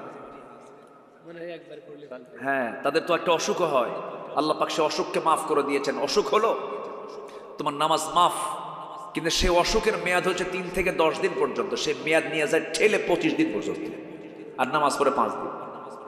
নামাজ পড়ে কয়েকদিন? এত বড় ফাঁকিবাজি করলে কি আল্লাহ মাফ করবেন? না, 3 থেকে 10 দিন পর্যন্ত মেয়াদ। বাকি সময়ও যদি তার যদি অসুস্থতা থেকে যায়, এটা অসুস্থ, এটা রোগ নয়, কি বলে এটা, তার মিনস্ট্রুয়াল টাইম বলে গণ্য হবে না, তার এটা রোগ। রোগকে মাথায় নিয়ে থেকে নামাজটা পড়তে হবে। আল্লাহ যেন মাদেরকে এই আমলগুলো করার তৌফিক দান করেন। নামাজ পরে আদায় করতে হয় না, কিন্তু রোজার মাসে যদি, রোজার ভিতরে যদি তার যদি মিনস্ট্রুয়াল টাইম যদি শুরু হয়ে যায়, তাহলে ঋতুস্রাব শুরু হলে পরে রোজা বন্ধ করবেন, আবার যখন সুস্থ রোজা রাখবেন। কয়টা কাজা গেল, এটা আবার পরবর্তী মাসে গিয়ে এটা তিনি আদায় করবেন। রোজা আদায় করতে হবে, নামাজ আর আদায় করার দরকার নাই। মেয়েদের জন্য কত সহজ না? কিন্তু লাভ না লস? নামাজ পড়া লাগলো না, এটিকে লাভ হলো না লস হলো? আমাদের আস্তে আস্তে কয় আমাদের লাভ না? রসুল বললেন তো তোমাদের দিনের কিছু নোকসান আছে। রসুল বললেন না তোমাদের দিনের নোকসান আছে? মেয়েদেরকে বল, হুজুর দিনের নোকসান কি, ক্ষতি কি? তোমাদের নামাজ মাঝে মাঝে পড়া লাগে না, এটা তোমাদের লস, আর আমাদের এটা লস না। যেরকম সুবহানাল্লাহ। হ্যাঁ,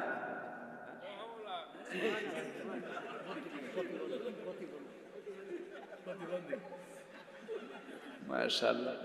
আমার মাহফিলে এরকম কিছু কিছু লোক পাওয়া যায়, মাঝে মাঝেই দেখি। এর মাঝখানে একবার আমি মঞ্চে আলোচনা করছি, অনেক বড় মাহফিল, তো এই গেট টেট দিয়া সবগুলো কেমনে আরো প্রোটেকশন ছিল।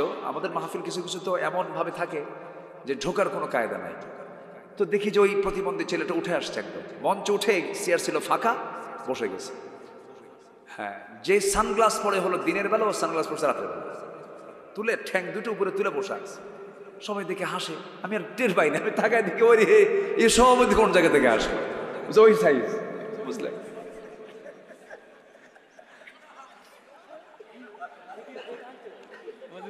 আচ্ছা না ঠিক আছে আব্বা,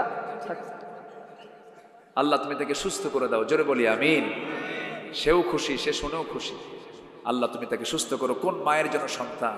মার কাছে কি কোনো সন্তান, হ্যাঁ কোন বাবার কাছে কি এই সন্তানগুলো কি দুর্বল মনে হয়? বাবার কাছে সন্তান সন্তানই।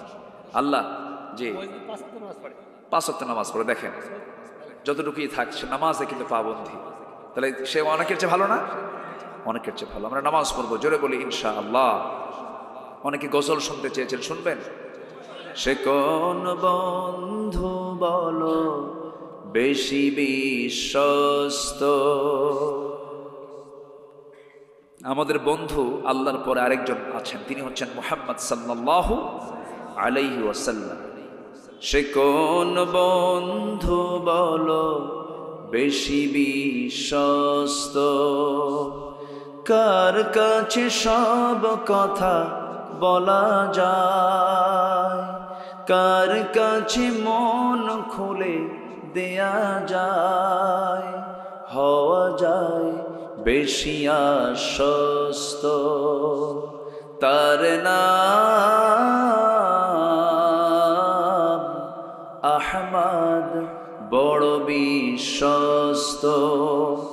আহমদ বড় বিশ্বস্ত, তার নাম আহমদ, বড় বিশ্বস্ত। মহানবী বলে তারে কেউ বা ডাকে, আমি ডাকি প্রিয়তম। সে আমার ধ্যান, ভালোবাসা, প্রেম, মধুময় মনোহর স্বপ্ন সম। যে জন করুণার অনুপম উপমা, যার মতো দরদি কোথাও আর মিলে না। নবীর মতো দরদি কেউ আছে? যে জন করুণার অনুপম উপমা, যার মতো মরমি কোথাও আর মিলে না। জীবনের আঙিনায় আবাদ করে দিতে আর কারব এত প্রশস্ত। জি সম্মানিত ভাইয়েরা, অনেক মা বোন বাচ্চা কাচ্চা নিয়ে আসছে না, অনেক দূর থেকে নিয়ে আসছে। আল্লাহ তুমি সবার সফরকে নিরাপদ করে দাও, বাড়ি পর্যন্ত যাওয়াকে তুমি আল্লাহ নিরাপদ করে দাও। জোরে বলি আল্লাহুম্মা আমিন। সবাই নামাজের মতো করে বসি, নামাজের মতো করে তাশাহুদের সূরাতে আমরা বসি, সবাই বলে সুবহানাকাল্লাহুম্মা ওয়া বিহামদিকা আশহাদু আল্লা ইলাহা ইল্লা আনতা আস্তাগফিরুকা ওয়া আতুবু ইলাইকা। সম্মানিত ভাইয়েরা, যতটুকু হয়েছে, অনেক রাত তো 12:30 ক্রস হয়ে গেছে, যতটুকু হয়েছে আমরা বলে ফেলি আলহামদুলিল্লাহ। আল্লাহুম্মা আমিন।